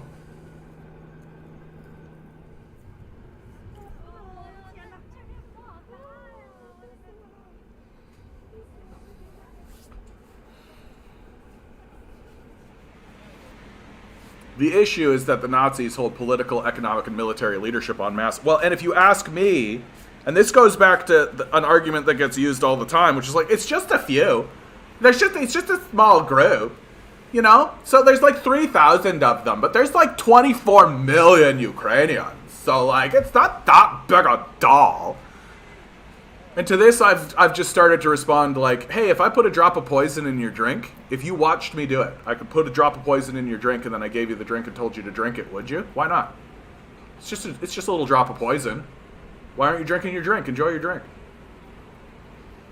Like, it's the same.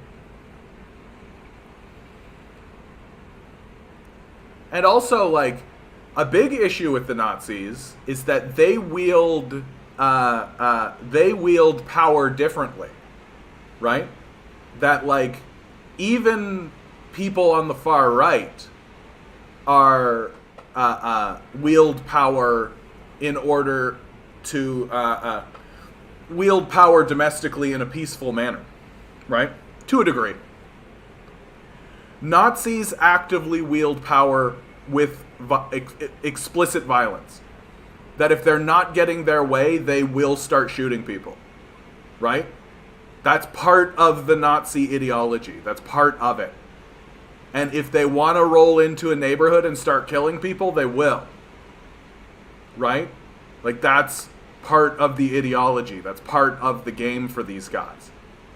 And so they wield political power differently than other groups do.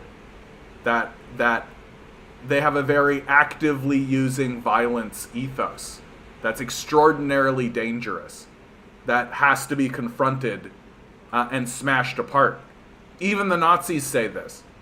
Like, if you actually read what these fucking Nazis talk about, like the German Nazis, they loved that the liberals thought that they could debate them out of existence. They loved that the liberals thought that they could argue them away, right, or rationalize them out of existence, right? The Nazis loved to frustrate and annoy them and confuse them through conversation. And they explicitly said, no, if these guys actually wanted to defeat us, they needed to smash us. Because that's the only thing they respond to, right? Because they're fucking Nazis. It's gotten really odd to me that this needs to be explained. Like, also there are and it's also doubly odd because, like, I keep making fun of people with this Marvel brain rot. All of the Marvel guys are blowing people up with shit.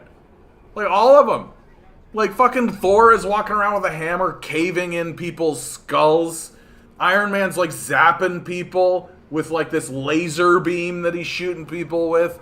Fucking Iron Man's caving people's brains in with this fucking shield, right? It's all completely justified because there's, like, this evil coming at them, and it's like, yeah, so those are Nazis that they're fighting. And people are all of a sudden like, well, Nazis, we should just listen to them. I'm like, bro, like, what the so it's like simultaneously, like, the usage of violence is acceptable when you are threatened existentially, and everyone understands that. But they seem to think that Nazis are something other than a complete existential threat, which they certainly are. Like, a Nazi cannot be anything other than a complete existential threat. And for, like, minorities, for the subhumans, they are an existential threat. Like, it blows me away that people don't think about it this way. Like, it just fundamentally blows my brain away. Like, my view of my society has shifted considerably over this crisis. Considerably. That all of this liberal talk about diversity, all of this liberal jibber jabber about how we need to be more inclusive, all of the, like, gender studies and all of the women's rights stuff and all that kind of stuff has been nothing but total fraudulent bullshit, because these people are looking at Nazis who look at those groups and say they are subhuman and need to be eradicated and go, yeah, well, Nazis aren't so bad. Fuck this place. Fuck liberals. They're completely fraudulent. Like, completely fraudulent. They don't give a fuck about any of this. The diversity and all that kind of stuff is just to make sure the minorities are complacent and keep voting liberal. That's what it's for. That's what it's for. It's to make sure that the minority groups of this country don't realize that the liberals actually fund and support the very people who are going to come and eradicate them. Like, that's what's happening in this country. That all of the diversity talk, all the inclusivity talk, all of that kind of stuff is just a placation. Yet another placation from the liberals as they actively hand money to the very enemies who are coming to destroy those groups they purport to defend. Like, the depth of liberals' depravity has no bottom.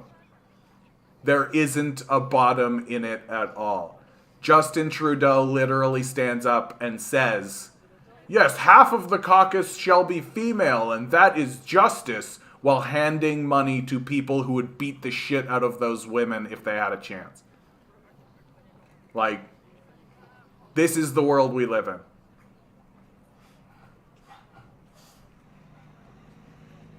Also, there are literal thousands upon thousands of guys in these Azov, Adar, right sector groups. Yeah.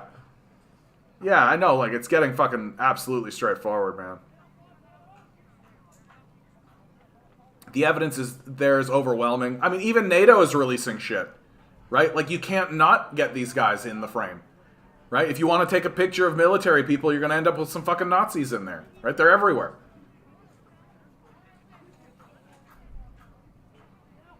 You have the Ukrainian ambassador here in Germany literally saying they're heroes. We should stop criticizing them. Yeah, and that's very concerning, dude. Like, the Nazi apologencia that's coming out of fucking Germany is a bit like, okay. Zelensky's 592 million network should be a red flag to people. Well, yeah, and it really goes to show, right? Like, class is what matters the most. Well, humanity matters the most, and then class. Like, how much money? Like, this whole like Zelensky's Jewish. Like, it seems like such a obvious deflection. It seems so obvious that I can't believe people fall for it. Yeah, is there anywhere near the same level of evidence for this Wagner group? Who is even in it? How many people? What does it do? How is it associated with the Russian government? Where's proof? Yeah, I keep asking for it. And that's open, by the way. Anybody can find any evidence and send it my way, and I'll take a look at it. Right? I keep getting just specters and ghosts. Like, nothing substantial. Yeah, we need to defeat these Nazis in the marketplace of ideas rather than defeating them on the planet Earth. Yikes. Yeah, and meanwhile, you know what the Nazis think about that? Oh, please waste your time talking to me. Please let me frustrate and annoy you while I literally walk over to you and beat the shit out of you. Because that's my whole ethos.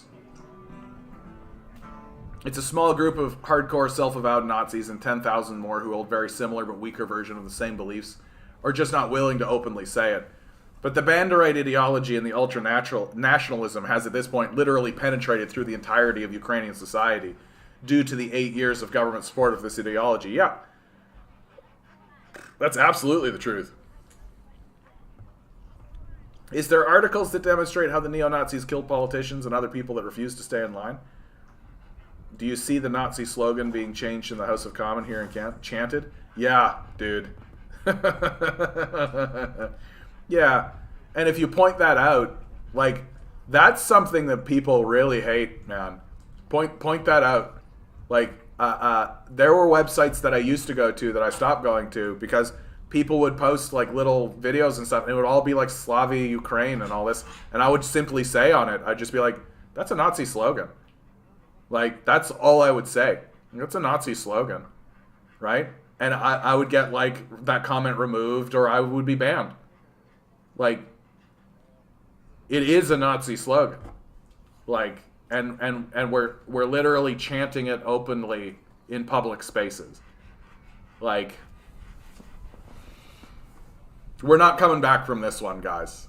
Like, we're not coming back from this one. What do you think that looks like in China or Russia or India or across Africa or in South America to see the Canadian Parliament chanting a Nazi slogan? Like, what do you think that looks like to those guys? Do you think it looks good? Do you think people are happy? You know, do you think they have a I know, buddy, Nazi slogans, right? I know, dude. Nazi slogans. Milo can't stand Nazi slogans. You hit him with some Nazi slogans and he just loses his little mind. Absolutely. Was it a helicopter? Did the helicopter get you? Was there a little helicopter out there? Yeah, there was a helicopter out there. I know, it's a big bird. Making a lot of noise, eh, buddy? Really annoying. Really annoying. Like, we here in the West are, like, shrugging and being like, what? It's just a slogan. Like, whatever, you know, glory for Ukraine, right? Like, glory for Ukraine. Yeah, whatever, right? I'd be very surprised if that's the way the Chinese viewed it. I'd be very surprised if that's the way the Russians viewed it. The Indians, right? The Africans, the South Americans, right? The Mexicans even.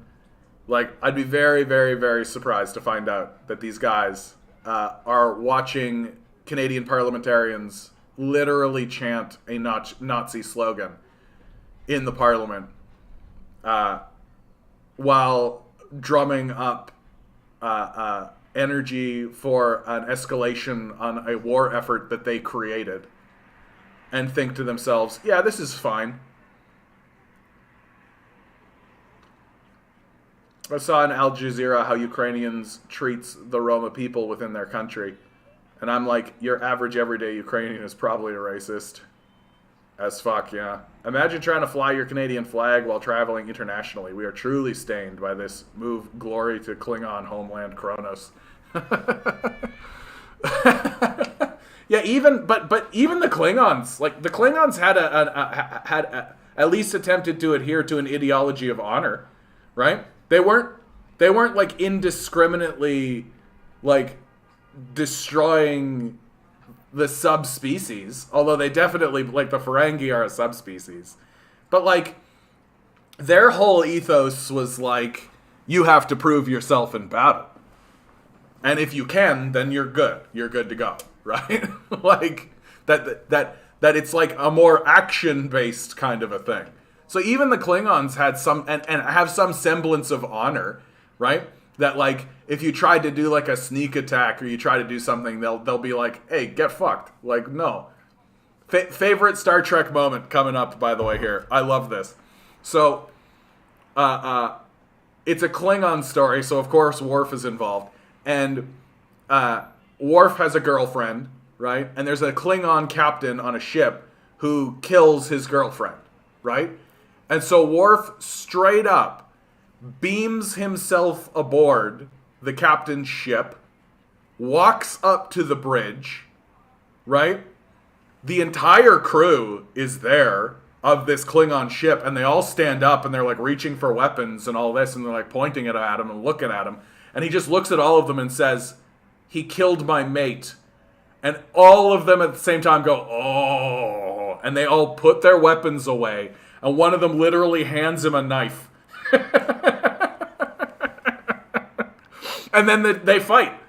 And it's just like, okay, buddy, okay. It was just this hilarious moment to me of just like everybody understood. Like, oh shit. Some shit's gonna go down and we are not going to interfere. Like, with this idea of like, I just love the idea of like, look, I got a gripe with this guy and we gotta work it out, and everybody else goes, this is a legitimate gripe. We gotta, and nobody stopped and said, did that actually happen? We need to verify, get some facts and any of this kind of stuff. Like, the claim was good enough. They literally were just like, you gotta fight now. You gotta fight. Here's your knife. Go fight our captain. Like, can someone explain why it's a Nazi slogan? Okay. Why is Slavy Ukraine a Nazi slogan? Glory to Ukraine.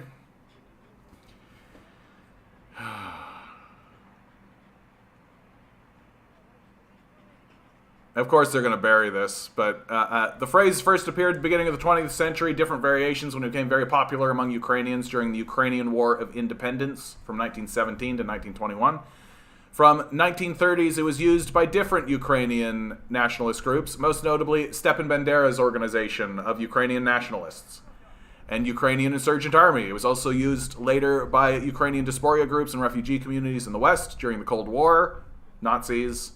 In the Soviet Union, the phrase was forbidden, and the Soviet and later Russian authorities attempted to discredit it. Citation needed, yeah. The phrase resurfaced in Ukraine during the country's struggle for independence in connection with the fall of the Soviet Union, and it was used by Bill Clinton in 1995. It saw renewed use during the 2014 Ukraine Revolution, Russia-Ukrainian War. It became a popular symbol of democracy and Ukrainian independence. According to the Ukrainian Association of Football, Glory to Ukraine is a commonly used greeting in Ukraine. In 2018, Glory to Ukraine, Glory to the Heroes became the official salute of the armed forces of Ukraine by decree of President Petro Poroshenko. So, it's part of the Stefan Bandera thing, right? It comes out of the Nazis. It's a Nazi slogan.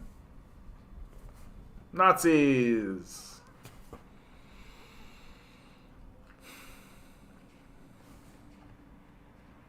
The point about racism towards Roma people is universally valid in Europe, yeah, especially in the East. Literal genocidal levels of racist hatred spouted by the majority of people when it comes to the Roma.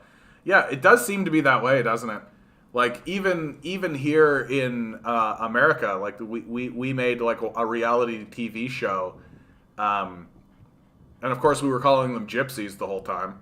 Like, and it's just like, ugh. Like the pointing out the extreme lifestyle that they have, but it's like, yeah, dude, like these people get the shit kicked out of them. Of course, they have an extreme lifestyle. It started out being said by Nazi collaborators World War II. Then the invasion of the USSR happened. It was taken up, popularized in recent. Yeah, I mean, it's part of the Stepan Bandera organization. Like, it's part of that, right? Poroshenko massively Nazified the Ukrainian society post 2014 coup, for sure, for sure. I mean, it straight up looks like, you know, and like the thing about the phrase is that it seems innocuous enough, right? Like, glory to Ukraine, okay. Like, it does sound like a Klingon moment, right? Glory to the Klingon homeworld, right? Glory to Kronos, right? All that kind of shit. So I can see how, like, a regular observer would think to themselves, like, well, whatever. Like, glory to Ukraine. Like, they're in a war. Like, yeah. But it is straight up, like Stepan Bandera was a fucking Nazi. He was, like, at best, a Nazi collaborator. I mean, you can't avoid it. You can't avoid it. Like, this, you're right about it. This Wikipedia article whitewashes it a lot. But this is what kills it, right? From the 1930s, it was used by different Ukrainian, most notably Stepan Bandera's organization of Ukrainian nationalists. Like, even as they actively work to keep the fact that it's a Nazi slogan out of the discourse, they have to concede who used it the most. Who used it the most? Stepan Bandera. Was a Ukrainian politician, theorist of the military wing and far-right organization Ukrainian Nationalists, leader and ideologist of Ukrainian ultranationalists, known for his involvement in terrorist activities.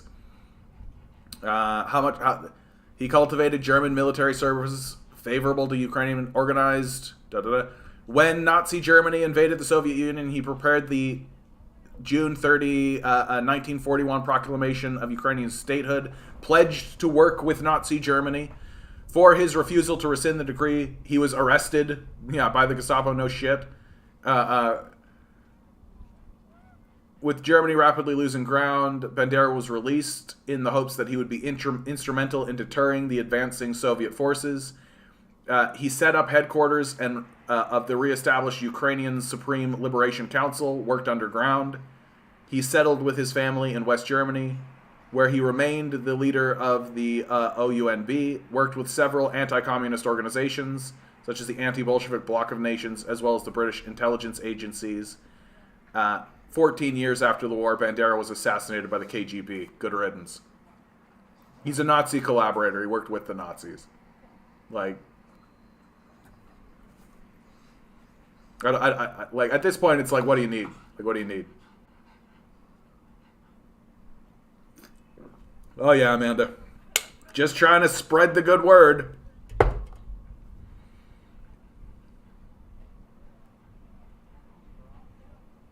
Yeah, in the Glory to the Heroes response part, the heroes they reference are the Ukrainians who joined the Nazis in perpetrating the Holocaust in Ukraine. And with that, I think that's it for me for the night, guys. I'm going to go straight to bed. What a day. What a day. Oh, I'm so glad you guys are here, honestly. Like, you guys make this a lot easier to go through. The truth, spreading the truth and talking about the truth and learning more about the truth of what's going on makes it easier. Makes it easier. The isolation is the worst part. I remember the invasion of Iraq and the WMD lie and all that kind of shit. Like, the apologetics around it, and I was isolated. Like, I was the only person who believed that it was a lie from the outset. And, like, it was hard. It was really hard. And this moment has really brought up a lot of that old energy and a lot of that old emotions. And it's really nice to know that I'm not alone. I'm not alone. That we're in this together. And so, always remember, guys, Each and every one of you is a quantum being walking around in quantum energy. These guys are spending hundreds of billions of dollars in the hope that you'll never realize it and just remain the good little commodity you're supposed to be. Revolt. Rebel. Repent. Good luck. We're going to need it.